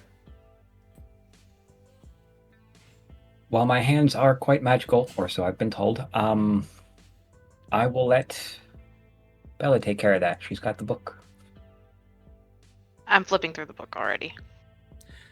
The book makes a lot. The book, as it is written, has a lot of weird kind of nonsense. Doesn't make sense. But with your previous investigation roll, I'll say that you can start seeing little patterns. As the words themselves, you seem to find a spiral pattern with particular words on each page. And as you follow it, you start getting certain information. It appears that Matthew is a chameleon. He has been operating in the Camarilla for some time, but he's been sending reports about how they're operating, things that they're doing. You see some notes about Charlie and a couple other notable members of the city. Nothing super big, but he's clearly sending back information, and this is where he documents much of it. However, it keeps making reference to Pops, who is likely who he's sending this information to. Is he a chameleon for the Anarchs, from what I can tell, or not sure? Hard to say. At the very least, he is operating. He's pretending to be Camarilla. His allegiance is elsewhere, but it doesn't actually mention the Anarchs. Okay.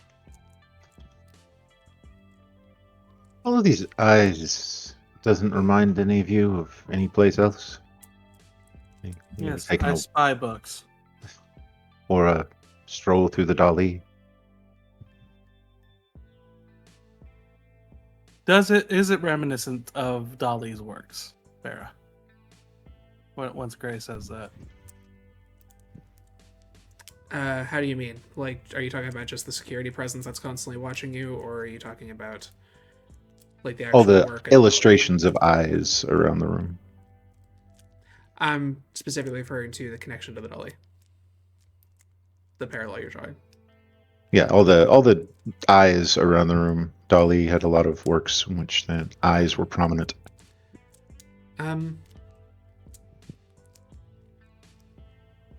Sure. I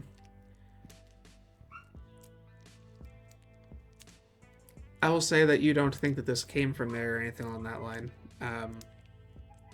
But yeah, that would be a fair parallel.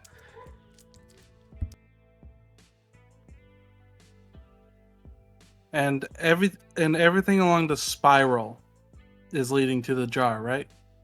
As best as you can figure, yeah. Is there any reference to the jar in the journal? There's not. Nothing here. Well, in for a penny, in for a pound. Nick's going to take a pen and just click it down and just trace a spiral very lightly on the top of the jar into the same direction as the one that leads to it.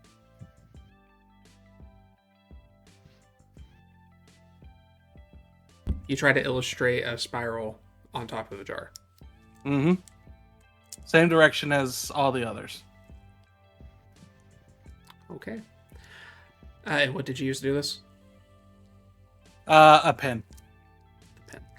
Okay, when you do so, you finish the spiral. Suddenly, the outward material of the jar seems to fade from kind of like a solid plastic to glass. And then the paper on the left side of the jar begins to fill with script. Notes. It seems to be detailing several names and things about them. The names are the individuals that the fingers inside this jar belong to. Yeah, Nick's immediately taking out his phone, taking pictures with the flash off, and just trying to ignore the fact that there are fingers in the jar.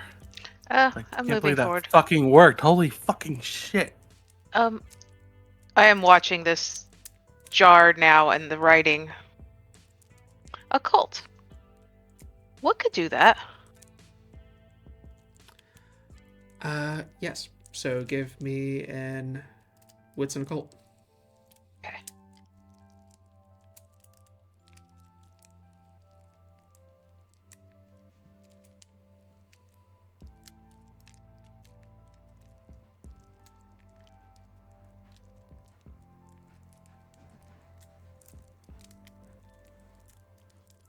Five successes. 5 successes.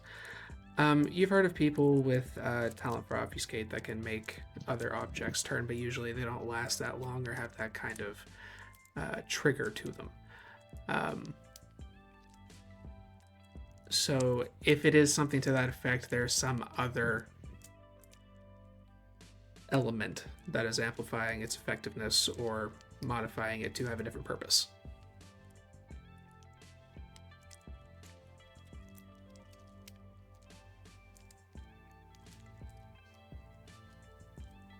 I'm gonna go and stare at the jar for a while.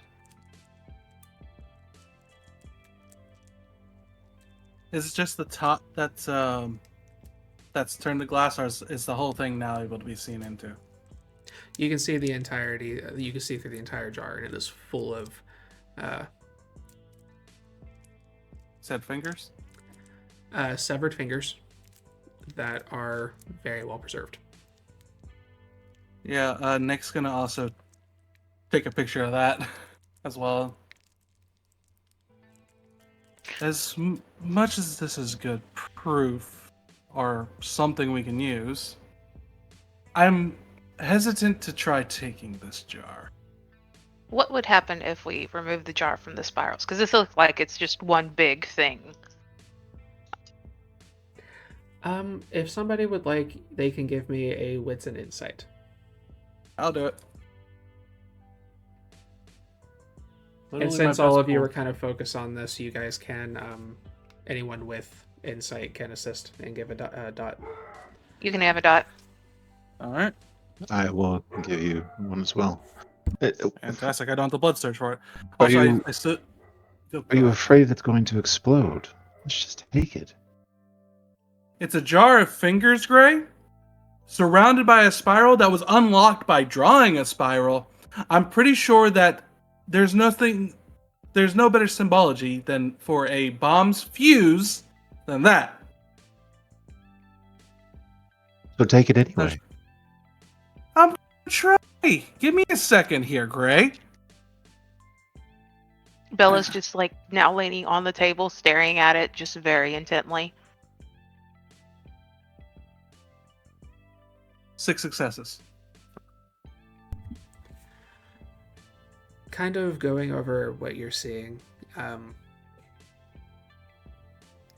It is likely not so much that this is a trap as much as this is kind of part of a ritual.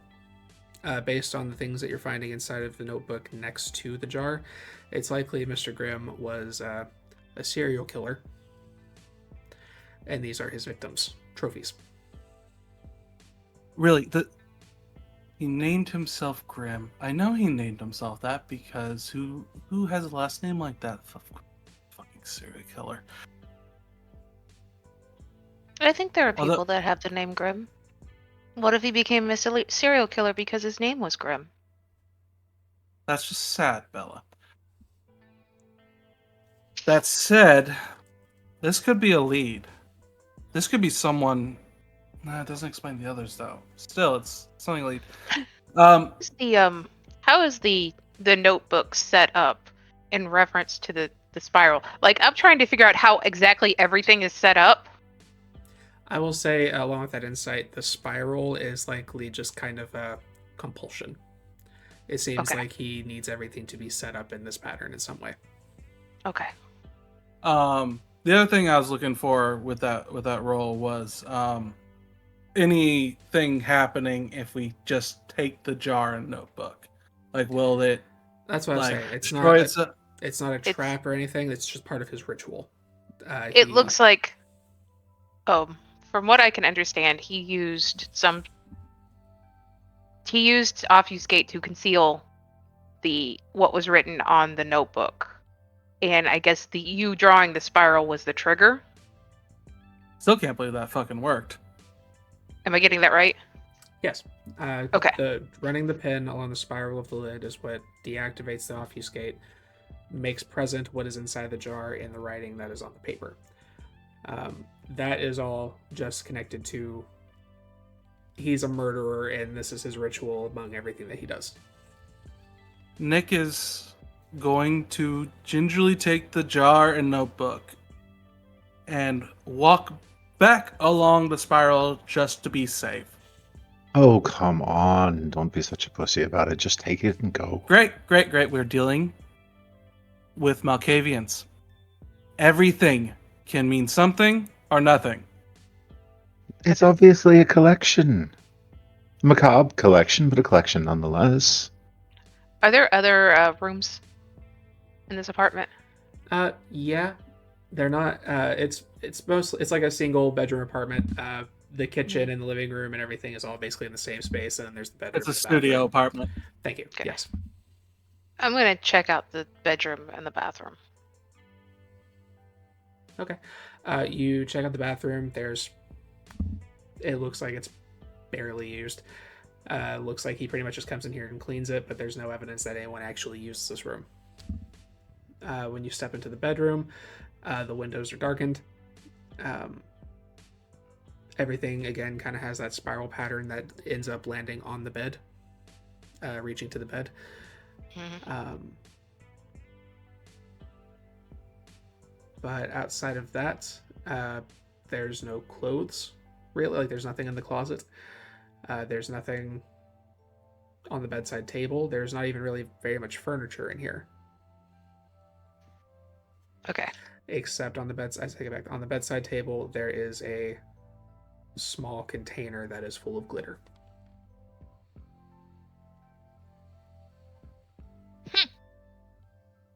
Glitter and eyes. I'll pocket the glitter.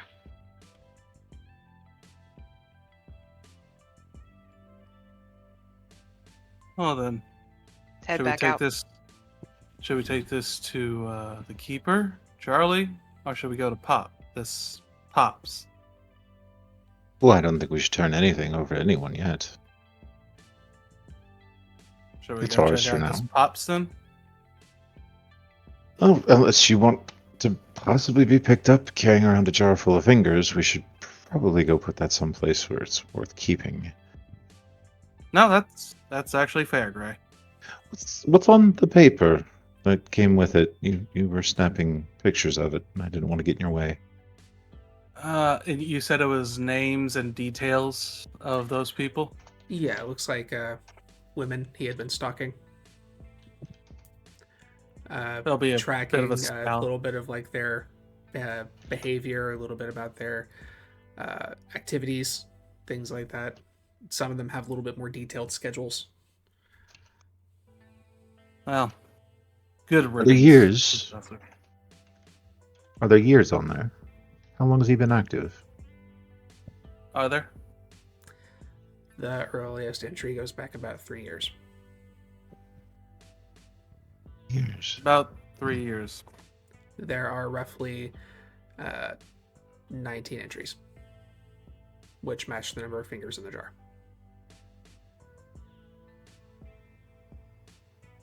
You know what? Thank fuck he's dead. 19 fingers. 19 legs missing. 19 monks. It was 19, right? Or is it 14? It was 14.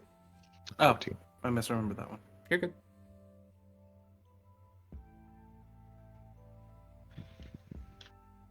Well, I have to concur with Gray. We should get the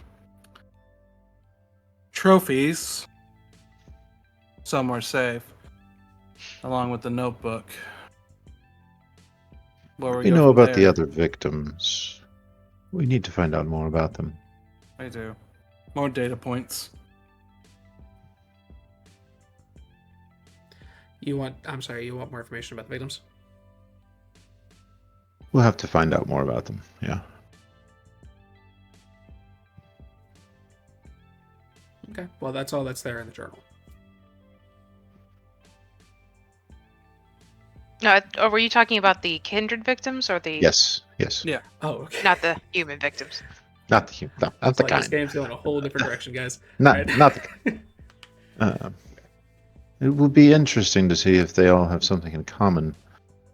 You know, maybe they all have a certain predilection for gathering other appendages, toes, perhaps ears.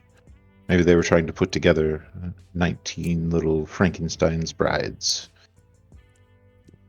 I'm pretty sure they were just he was just fucked up, Gray, and that Oh. the world's better now that he's gone. We're all fucked up in our own way, though. What you so do? I have to worry about you having a finger collection? I don't know. You going to donate?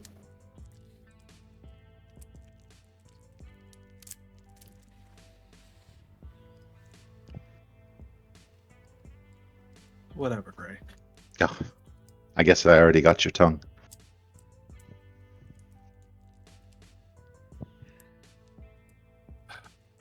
So, where is your group going from here? I think we're going to drop the fingers off at the tea and tarot, so we're not carrying them around with us. Yeah, Yeah. that might be a bit of explaining. Okay. You return to the tea and tarot. Find a place not within public view as much as possible to put these this jar.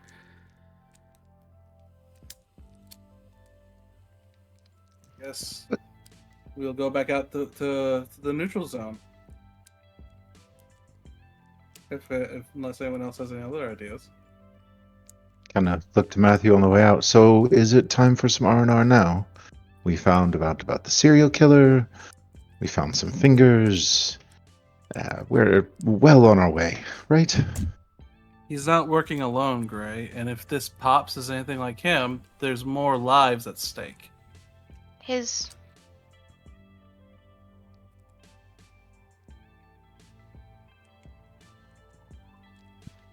He's not what he's supposed to be. He's been spying. So there- that's a good riddance. Barra, real quick.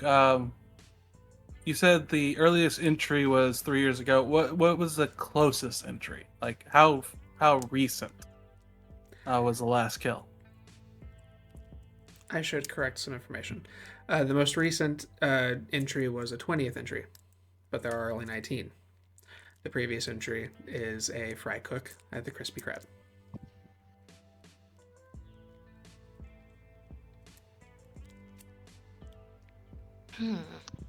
Female? Yep. Yeah, because I'll say there's a specific reason that Nick's memorizing all these names, for personal reasons, and as he's going through it, he comes.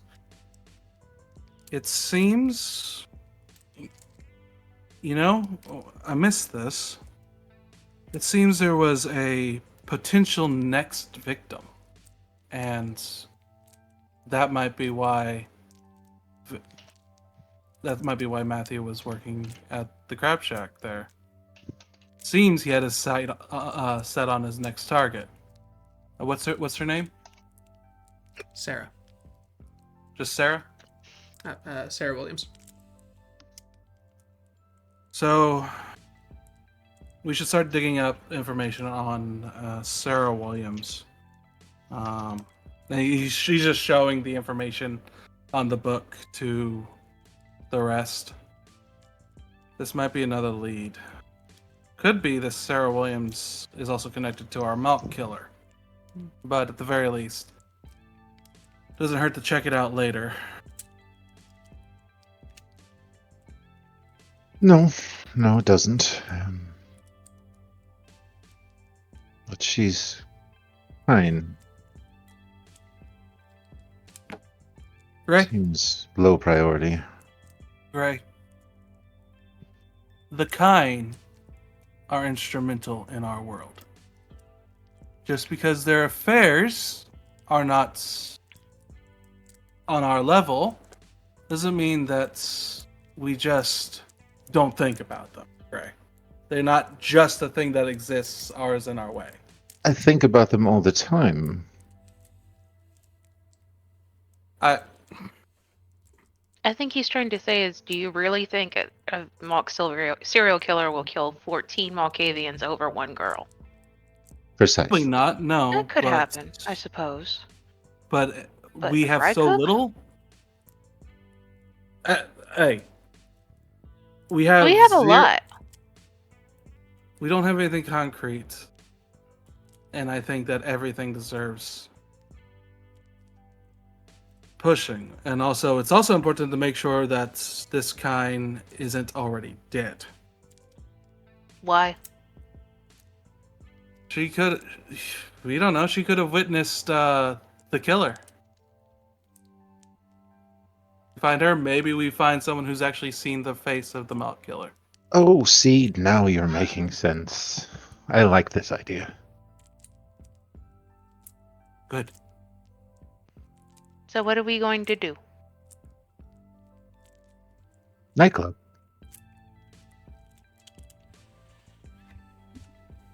No other votes for nightclub. Time and place, Gray. I say, Time and place. We check out Pops, and if nothing really pans out right away, then nightclub. Fantastic. Y'all can have your nightclub. Let's go check out this Pops, see what we can find. Don't tell me you're gonna turn us down again. Yes, I am, Gray. It's no you fun sure you without want to do that? I mean, there is a serial killer hunting Moonanites all over the city. You going alone by yourself may not be the best idea. This guy lived alone and, well, he's dead now. Somehow? So maybe coming and partying with us is safer than you sitting alone with your computer and being sad. I've got Alex, I'm fine. Ray will just make doe eyes and kind of put his hands together. Please. He kind of goes, I don't think I'm going to be very much help against a Kindred serial killer. If they... Nick will sign back. Don't worry, I don't want you to fight him. I don't want you to fight him. I just want them to shut up. But he gets a genuine smile back at Alex, though. Like, he's genuinely happy to interact with him.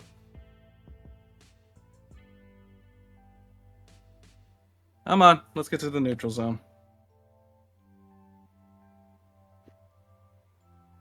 Okay.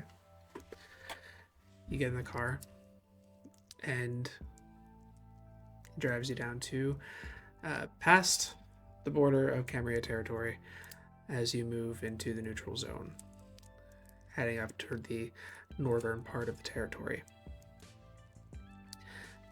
Things seem a little bit less, not very different from the cam, but you can see the activity is a little less controlled.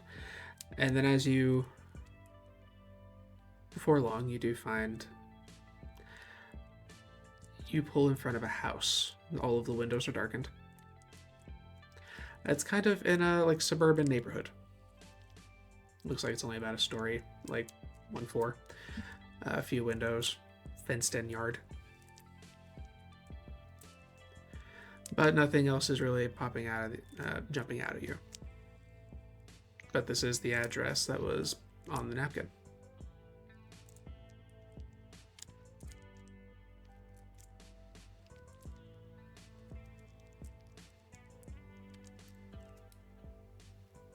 Well, I'm going to climb over several people to climb out on the street side of the car. And when I climb out, I'm going to duck down, shut the door so they can't see me, and once again activate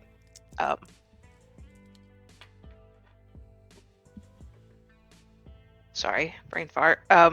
Unseen passage, and then silence of death. Okay. This Get place is hungrier. downright awful. Look at it. don't know what you're expecting, Gray. Lights, music, bodies. This might be the handler of a serial killer, Gray. I was don't expecting the nightclub. I was looking forward to that, not this. I did say after Gray. Right. Nick's just going to light up a cigarette and step out and just look at the entire building and space and just start looking around it, like staying in place, but just seeing what his crazy eyes see. You're not spotting anything immediately. Oh, and since the unseen. Yeah, you're not spotting anything immediately in the territory. Nothing's really popping out at you. It's just this house. The fence hugs against the building as it comes out into the front yard, which isn't very large. But your senses aren't picking anything up. Find anything, Sam Spade? You wish, Lupin. Sadly, not this time. Need to get you a hat. Why? Oh God, you. You've never seen the Maltese Falcon? Oh my God, so uncomfortable. Oh. Listen. It's been a minute, all right? I don't know all of everything here. I've had a bit going on in my life the past couple years. But, let's see. Fuck it. He's gonna... And just walk towards the building. However, he's gonna keep his eye line with mostly the ground and looking for anything, nasty. Okay. You're not finding anything very weird. It just looks like a suburban yard. The weirdest thing are the very blacked out windows. Before long, you're on the front steps of the small porch, and you're in front of the door. Gonna look at it. Smoking. And for a penny. And just reach out, slowly turn the knob and just millimeter forward, checking for resistance. And It is he's open. gonna. All right. I would like to go for premonition before going forward, Go for if I it. may. All right. Resolve plus aspects and a rouse check. I will say, as you push the door forward just a little bit of light comes through the crack where it goes just a little ajar. Okay. Does not get hungrier, and resolve and aspects.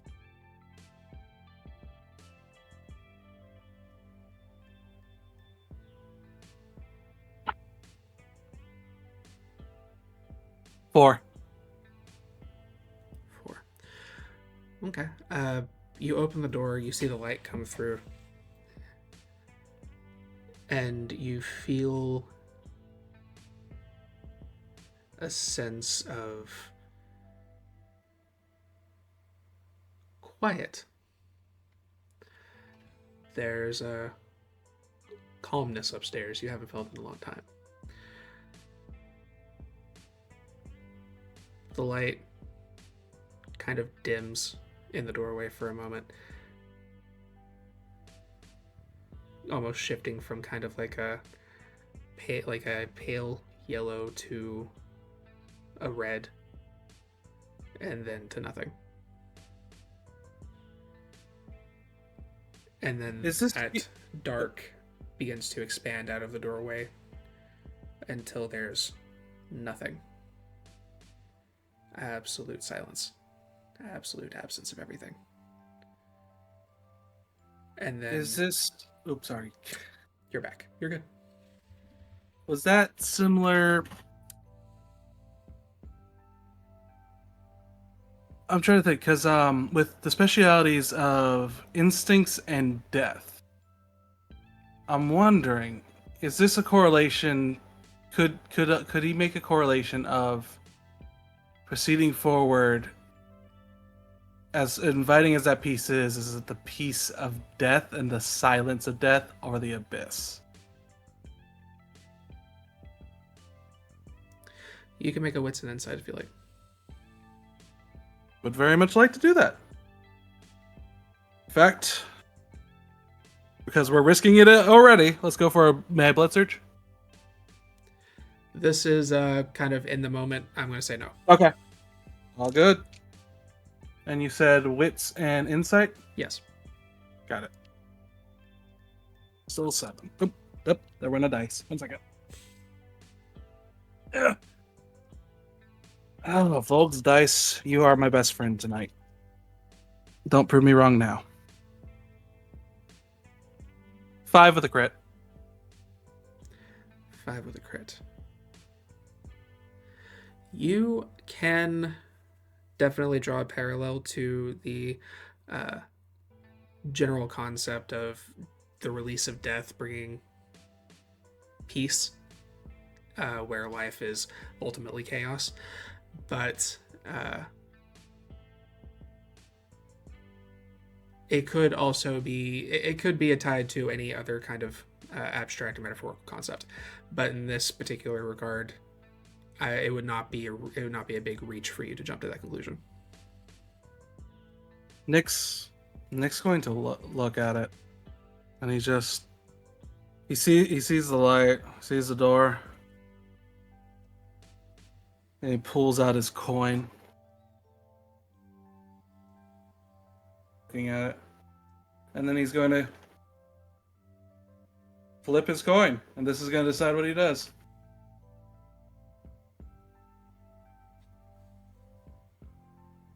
He's going to push the door fully open. You push the door open, and it opens up to a room.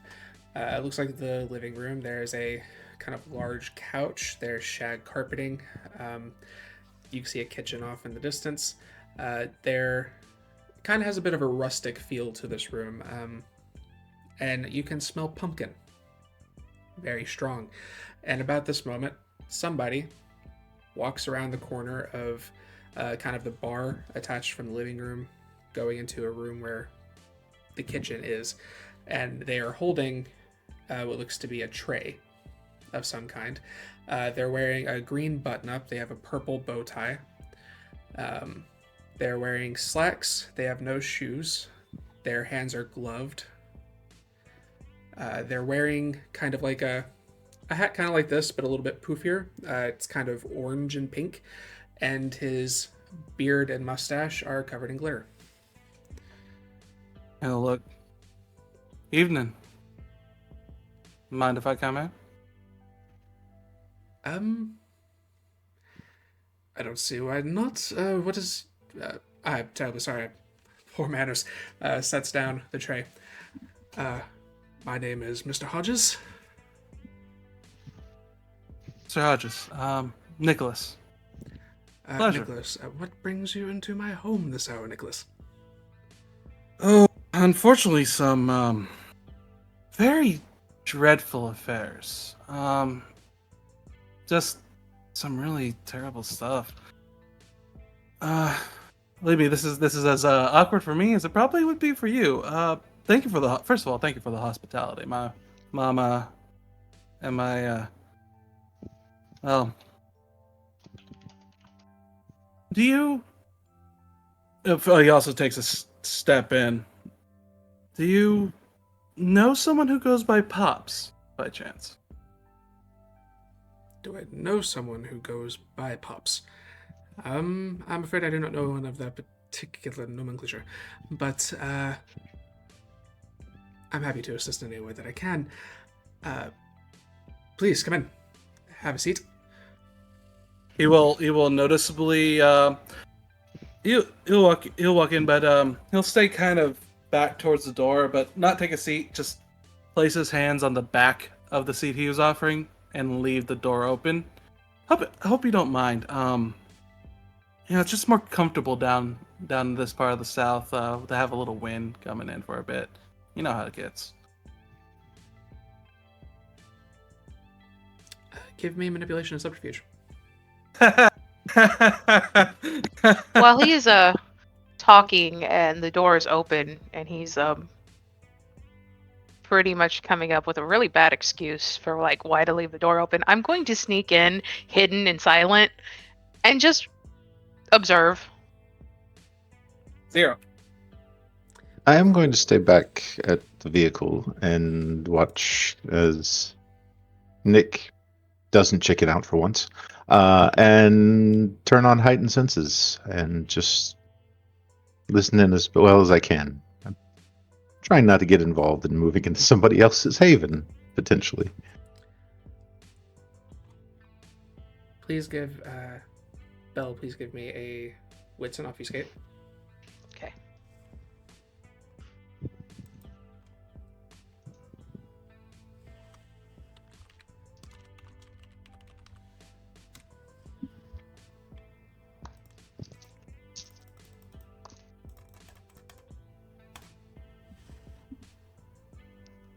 For a little willpower.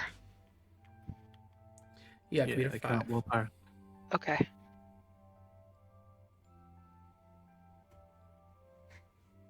Maybe.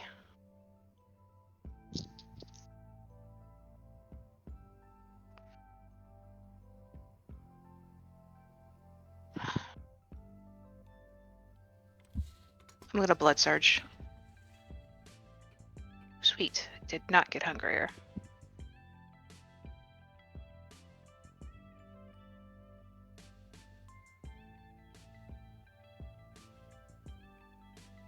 Six successes. Okay. No, sorry, 5 successes. I misread that one. That's fine. But 5. You get a sense that he pops sense the unseen, but he does not catch you. As you continue your movement, you're staying outside, Gray? And Matthew? Yes. Yes. Okay. He kind of looks toward the door. And then looks back at you. If I'm in his eye line, I'll wave. Did you come up to the door, like, with him? No, but if he's looking out the door and I happen to be in his eye line, His wife. Probably, yeah. You wave and he... And then goes over and sits down in a chair across from the couch. Kind of calls out, "You're welcome to come in as well."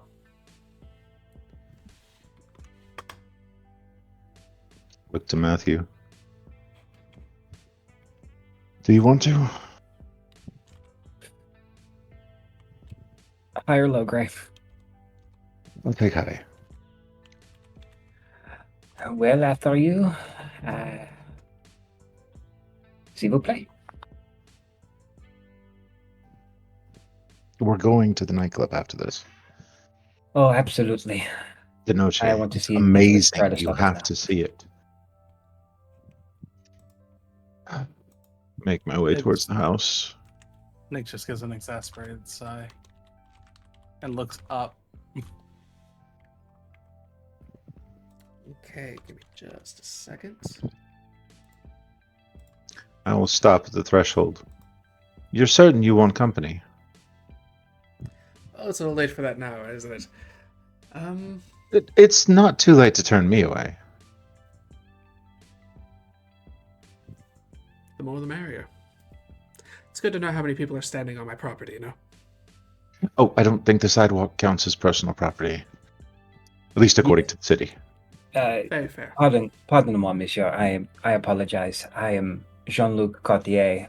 These are my valets. This is my assistant Graham. We may have reached the wrong house. I do apologize. The house we were looking for was unoccupied. But, I mean, it is late and I am rather parched, so if you don't mind. Oh, as a matter of fact, I do. And he turns back over to Nicholas and is going to use Mesmerize. Tempered will. So let me pull up what that does to it as well. What am I rolling? You to protect against it is intelligence and resolve. Solve, and I will use tempered will against this. So I get 2 more die. Go And for I it. also am aware he's trying, so may I blood surge? Sure. Because I don't get hungrier. Nick is at 4 hunger. And what? One more time? What am I rolling? Intelligence and resolve. Okay. So that is plus. You have to beat a 6. Sorry, I gotta count out my pool real quick. You're good. I'm just giving you the DC. 6, 8. Gonna be 10 dice. That's 4 hunger die against something that really does bother him.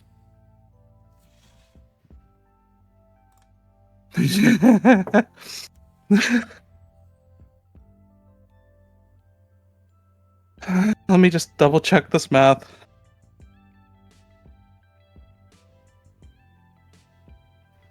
That is 10 successes, 2 crits, 2 on the hunger die. How many successes? 10. But it's a messy critical that I cannot reroll. Okay. So, as I said, 2 crits, 2 regular. One of the crits was on both blood die.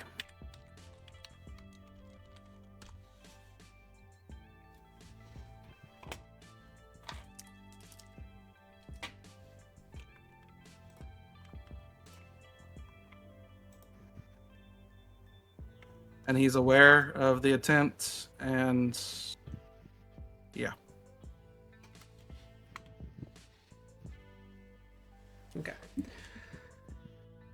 You feel the influence begin to kind of take over, but you shove it off. But in this process, you also feel he wasn't trying too hard.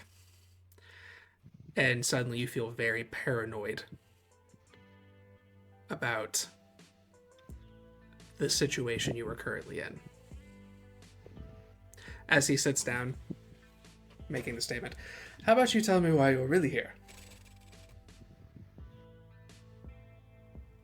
Was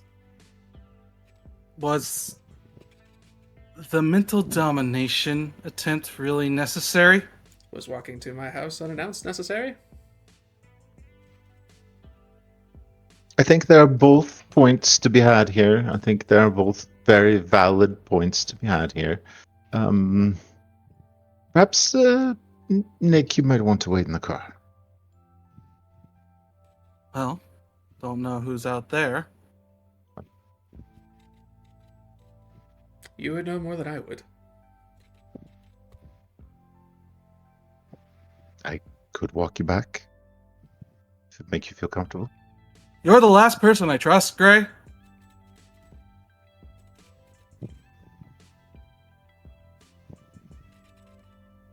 Well, by all means, you're welcome to stay here.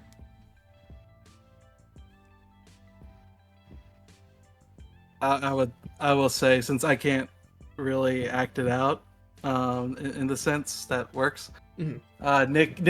Nick is suffering from severe dysfunction right now. Not feeling safe going out, not enjoying the situation here, and is currently fighting the sheer both the hunger and the fact that someone just tried to dominate him, which is something he despises. So it's a mixture of anger, fear, and not knowing which way to go. He's gripping his coin, nearly bending it in his hands, but is rooted in the spot. Eyes going forward, like, again, switching fear, anger, fear, anger, fear, anger. If it's all right with you, Bear, because I know this is the paranoid compulsion, may I make a high-low roll for myself to see if he gives into the fear or if he gives into the anger and has to make a frenzy check. Would that be all right with you? Okay. I will say you're presently paranoid. If you were to go into a frenzy check in this situation, even that's fine, but the frenzy check will be for fear frenzy rather than fury, considering Understood. the paranoid compulsion. Yeah, I'm just trying to figure out how I want to see Nick through this in terms of what he does. All right. Then he's gonna grip tightly onto the back of the seat he was holding, and is shaking wild-eyed. Great. Let's just do what we came here to do, and figure out, get some answers, and get the fuck out.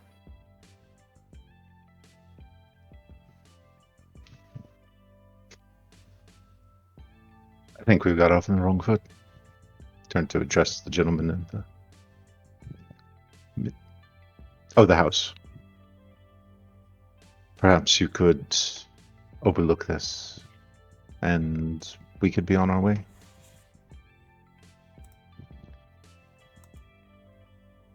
I would be willing to do whatever necessary to sweeten the deal for you. Understand this is your home.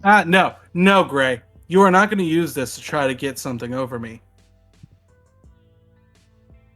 It will be fine. You'll have to trust me on this one, Nick. Trust you. Trust you. Give me the benefit of the doubt. No, I won't. There are a lot Look. of outbursts happening in my living room right now. Do I need to go get a talking stick? Sir, I apologize for the way this night is going. We have found ties and information to Nick. this location. Nick, please. Look, we're here for answers, and if we don't get the answers, then we're up shit creek one way or the other, Cray. Perhaps Yes. now is not the time. Cooler heads should probably prevail. Yes, Nick. I agree. Very well. My dear boy, how about you just calm yourself right there and I'll talk to the grown-ups. Now, what is it that has brought you to my door? I hate the fact that your door is hanging open. Do you mind if I close it? Please. While this is happening, Bill, what are you doing?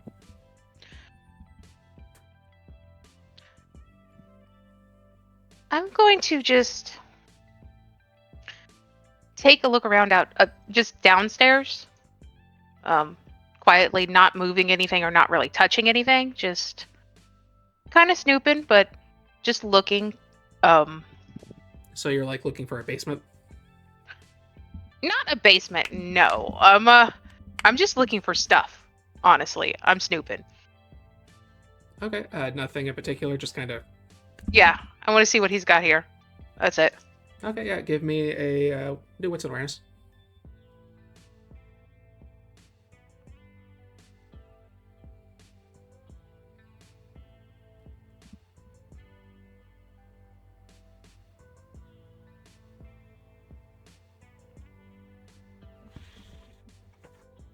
Three successes. 3 successes. Okay, as you're looking around, first thing you see is the tray, which has a couple like shoots of blood, but on the tray itself appears to be roasted pumpkin. As you're looking about, you find he has a lot of books. He has a lot of there's no real electronics in the house outside of like what is needed to make the house run. Everything is spotless. There's not a fleck of dust anywhere. Are you willing Holding to my hands open and putting them doors? behind my back? No, I am not willing to open doors. When there's not a speck of dust, yeah. I remember somebody back in the asylum like that, and I will look at what books he likes to read without touching them. Awesome. Books.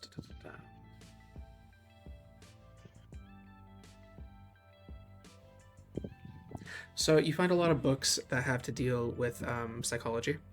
A lot of books about, specifically in the means of reading people, trying to get a sense of motive off of body language or particular phrases. You find a lot of books about trying to push out the chaos from the chaotic mind, things like that, just trying to find like a serene sense of calm in a storm, so to speak. A lot of, again, philosophy books, but mostly about bringing a sense of calm. You find there's a record player. You find some records that are all just kind of like tranquil, serene sounds and music.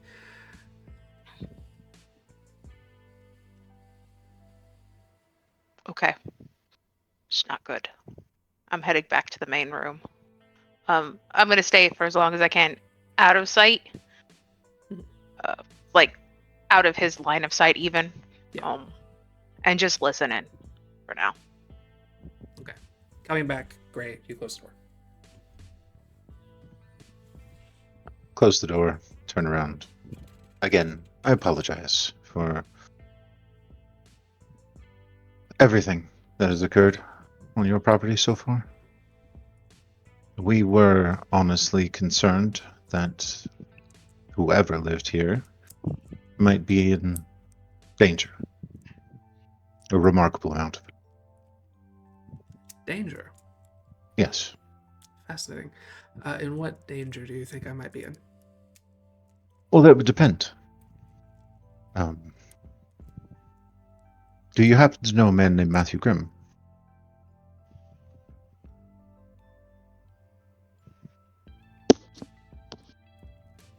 I do. What about dear Grimm? I don't have good news to deliver. I'm sorry. Shame. Yes. Anyway, what does it have to do with me? Well, as you can see, we connected him back here and we are concerned that his killer may have connected back to here. Fascinating. So, you suspect this individual has some problem with me? Could, potentially. If you were related to Mr. Grimm. I was his sire, yes.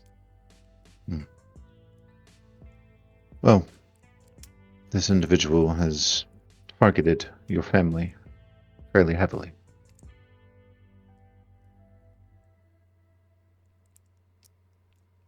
Fascinating.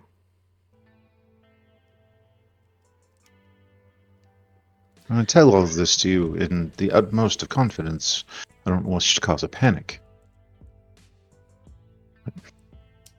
My associate here, Nick, was very gung-ho about defending those who might be in danger.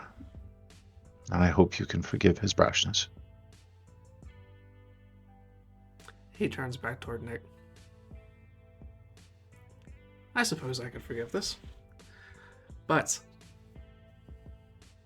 for future reference, if you are in fear of someone's life and you have no reason to believe in the immediate moment that they are in immediate danger, don't just walk into a stranger's home unannounced. Knocking is a technique that's been around for a significant amount of time. What was the peace that I felt? What is that? I'm sorry? Peace. Calm. Something that is excluded from us. Ah, Ever since this. If you can't tell, he's new. I see. Something out of reach, dear boy. Why? Simply what we are. Then why is it here? Why did I get it from here? I wish I could tell you, but I'm afraid I'm no different than you in that regard. Good. Perhaps it is a sign that there's a relationship that could be deepened in the future. One that may have started off on the wrong foot, but could end up blossoming into something absolutely beautiful.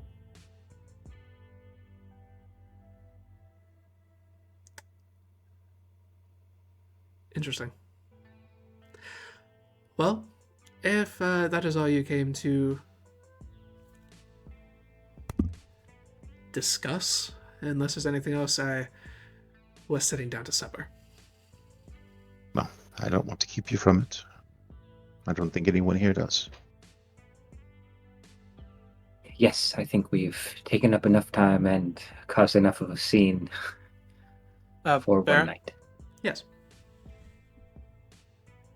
would the paranoia stop me from trying to go for share of the senses?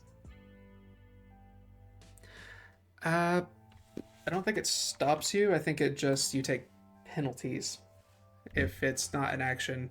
Hang on a second. Before I'm just talking out of my ass.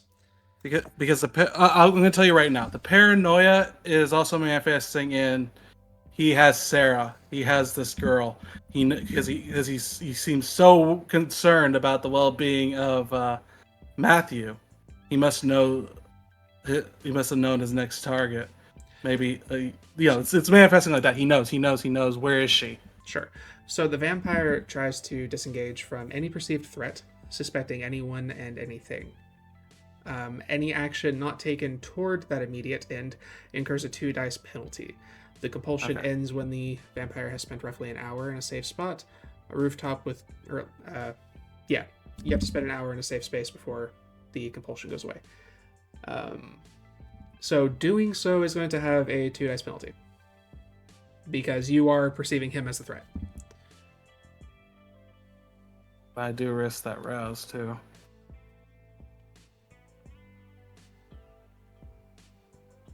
But also, okay, then no, he won't do that. I'm gonna follow the paranoia compulsion. And he's as twitchy as he is. He's just going to give a look for a second.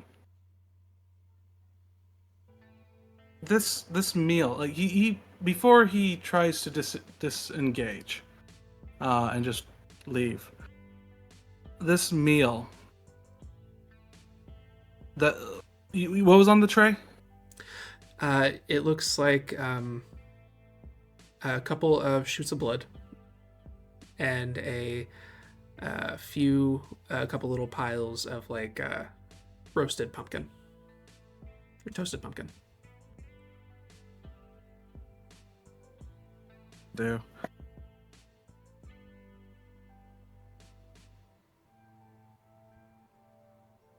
Because I'm also trying to think. Because along the lines of thinking, I'm wondering if it's starting to touch his conviction.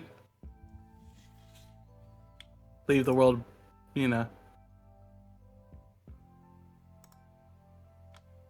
because paranoia. The reason he cares so much, and then could lead to this guy. That all the connections I've made so far. So, I'm sorry, I make things complex and complicated and convoluted. How are you afraid that this conflicts with that conviction? By not pushing to find out more about if Sarah's in danger, and because when I think of paranoid, I like it's a mixture of what I know paranoia as and what it can manifest as, and then the game mechanics. Sure. So, and then it ties in. Well, he's got to find out who this woman is, if she's safe, and if this guy is so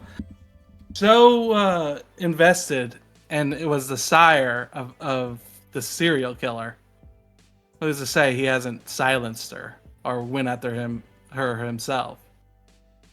And anything like he doesn't want to leave without pushing for that, but he has to leave because he's got to get it out. It's like everything's dangerous, but he also needs to like he's worried that if he does that. So we'll do this to kind of help with that. If you feel that strongly and you wish to try to fight the compulsion, I will let you make a composure and resolve check, but again, with the 2 dice penalty because you are doing something against your compulsion. We'll set the DC at 3. If you get 3 successes, you can push, but if you fail, you will have to make a fear frenzy check. Okay. All right. And it's all blood die.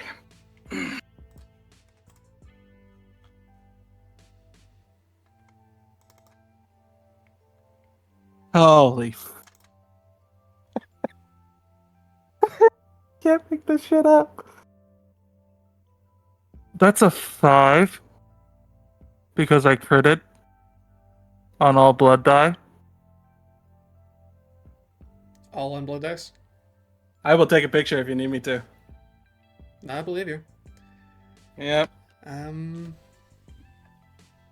it's in line with the strong emotion, but Jesus Christ, Nick. I thought I said I wasn't going to have my Malkavian die first.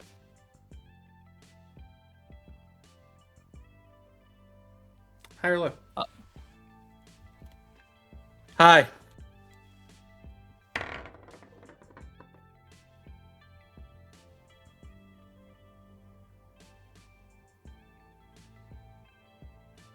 Please give me a frenzy check. Okay, and that is... your remaining willpower plus a third of your humanity rounded down. Third of my humanity rounded down.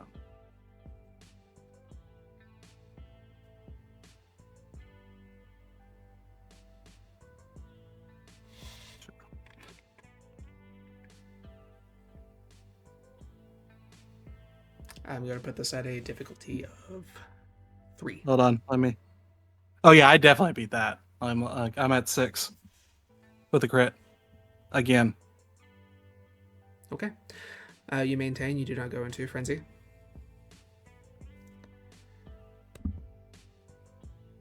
How do you wish to push?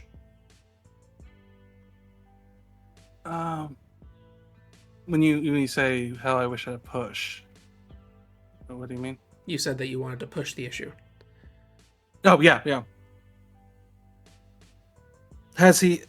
Is he still going to be jittery? You still are under the paranoia compulsion. To the point that it is affecting you deeply. Okay. It is getting worse the longer you take. Yeah, with that frenzy and everything, I'm going to start increasing the dice penalty the more you keep trying to fight it in this particular scene. But go ahead. He's going to grip his coin in his palm as he's gripping the seat.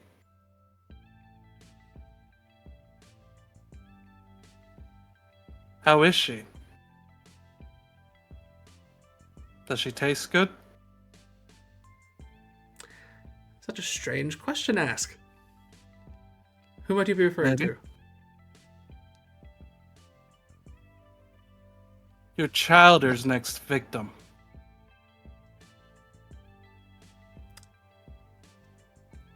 I wouldn't know who they're eating now these days, or were.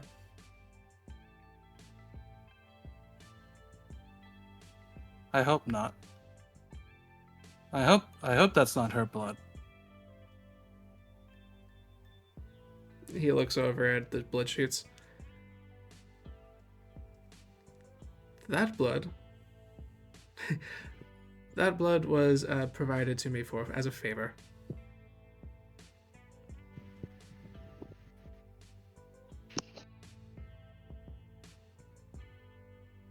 Nick's going to call that close enough. Well, can I wits an insight? Sure. -2. Well, not terrible. I've been nice so far. Let's see if you'll do me good one more time and not get me in trouble. 4. Hard to read, but you don't see anything indicating that he might be lying. Nick is literally going to nod, literally spin on his heel, and power walk out. Little jumpity, isn't he? Yes. And I again apologize for accusations, unspoken, whatever they may be. I didn't get your name. And Hodges. You're under Hodges. Thank you. Gray, as you have heard multiple times. Do you have a way to contact someone if you are placed in danger? I can take care of myself. Of course. Of course. I do appreciate your concern, though. If you do end up needing something this evening, can I leave my number with you? I suppose. I don't know how you feel about phones. I don't personally have one, but maybe there's a payphone nearby. Could it come to that? I will pull out a business card and write his number along the back. The blank card other than the number. Please. Now, we are going to go about our evening. You go about yours, and it was a pleasure meeting you. I wish it was on better circumstances. I wish I could say the same, but safe travels. I will turn and head for the door. While Gray was talking and the door was open since Nick left, I will sneak out at that point. Okay. You make your way out? Matthew? Yes, I'm going to go out the door. You guys step out. The door closes behind you.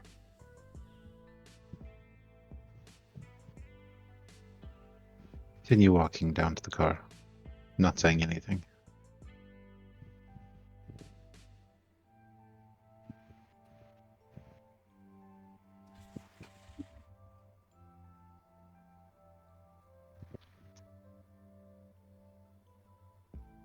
We get back to the car. I'm sorry for stepping on your toes there, Matt. I know you let off, and I jumped in, and I shouldn't have done that.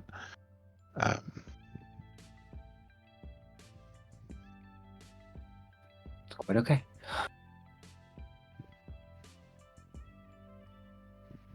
Hodges.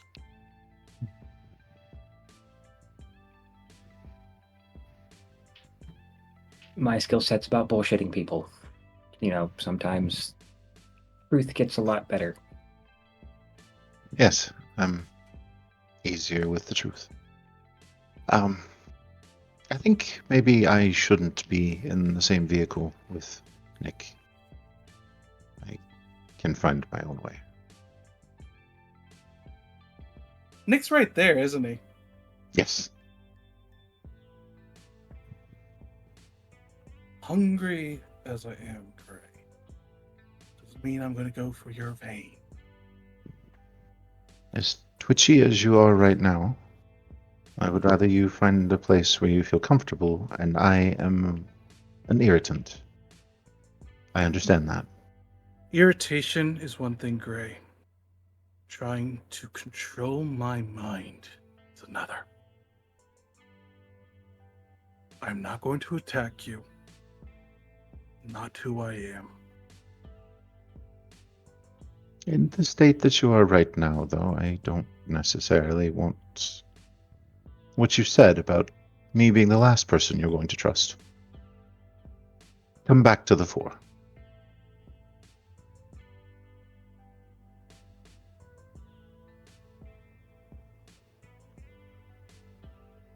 It's all right. Quite all right. I understand. The blood gets the better of us. All the time. I'm going to say this once. I apologize for my words. Accepted. And forgotten. As long as you come out to the club later. You want me to come out to the club like this? Oh, no, not like that. You need to change. More than just your outfit. I will consider it. Well, that's another step forward. Do not take a mile with this inch, Gray. Can I take an inch with this mile?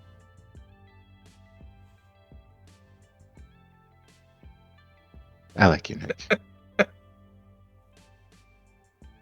Don't push it. So where are we heading? I would say, well, Nick's going to allow them to utilize Alex as a driver for what they wish to do. He's just going to sit in the front seat with Alex, just smoking, trying to calm down. I'm gonna make my way to the end of the street and see if I can hail a Bat's Uber or whatever they're called here. I will say Nick was willing to do that for him, if he so wanted.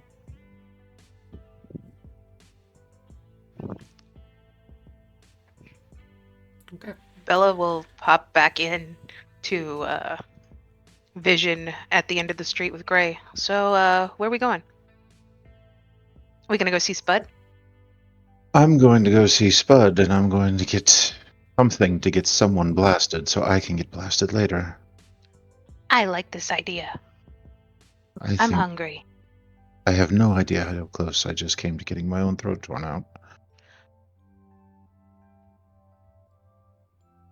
Or Nick was. I Or told Nick. you. Grim was a spy. And if that was Pops, that was who he was giving the information to, most likely.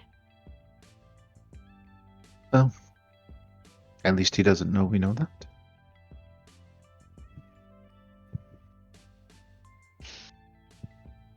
At least he didn't see my face. Oh, you were there. Of course you were there. Apologize.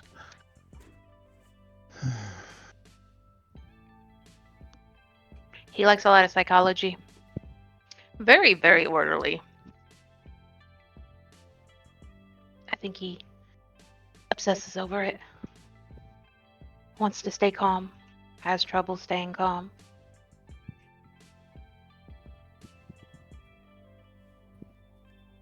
Sounds But- like Nick.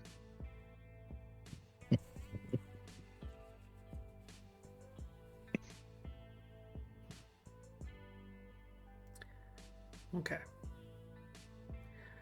So who all is heading to Del Noche?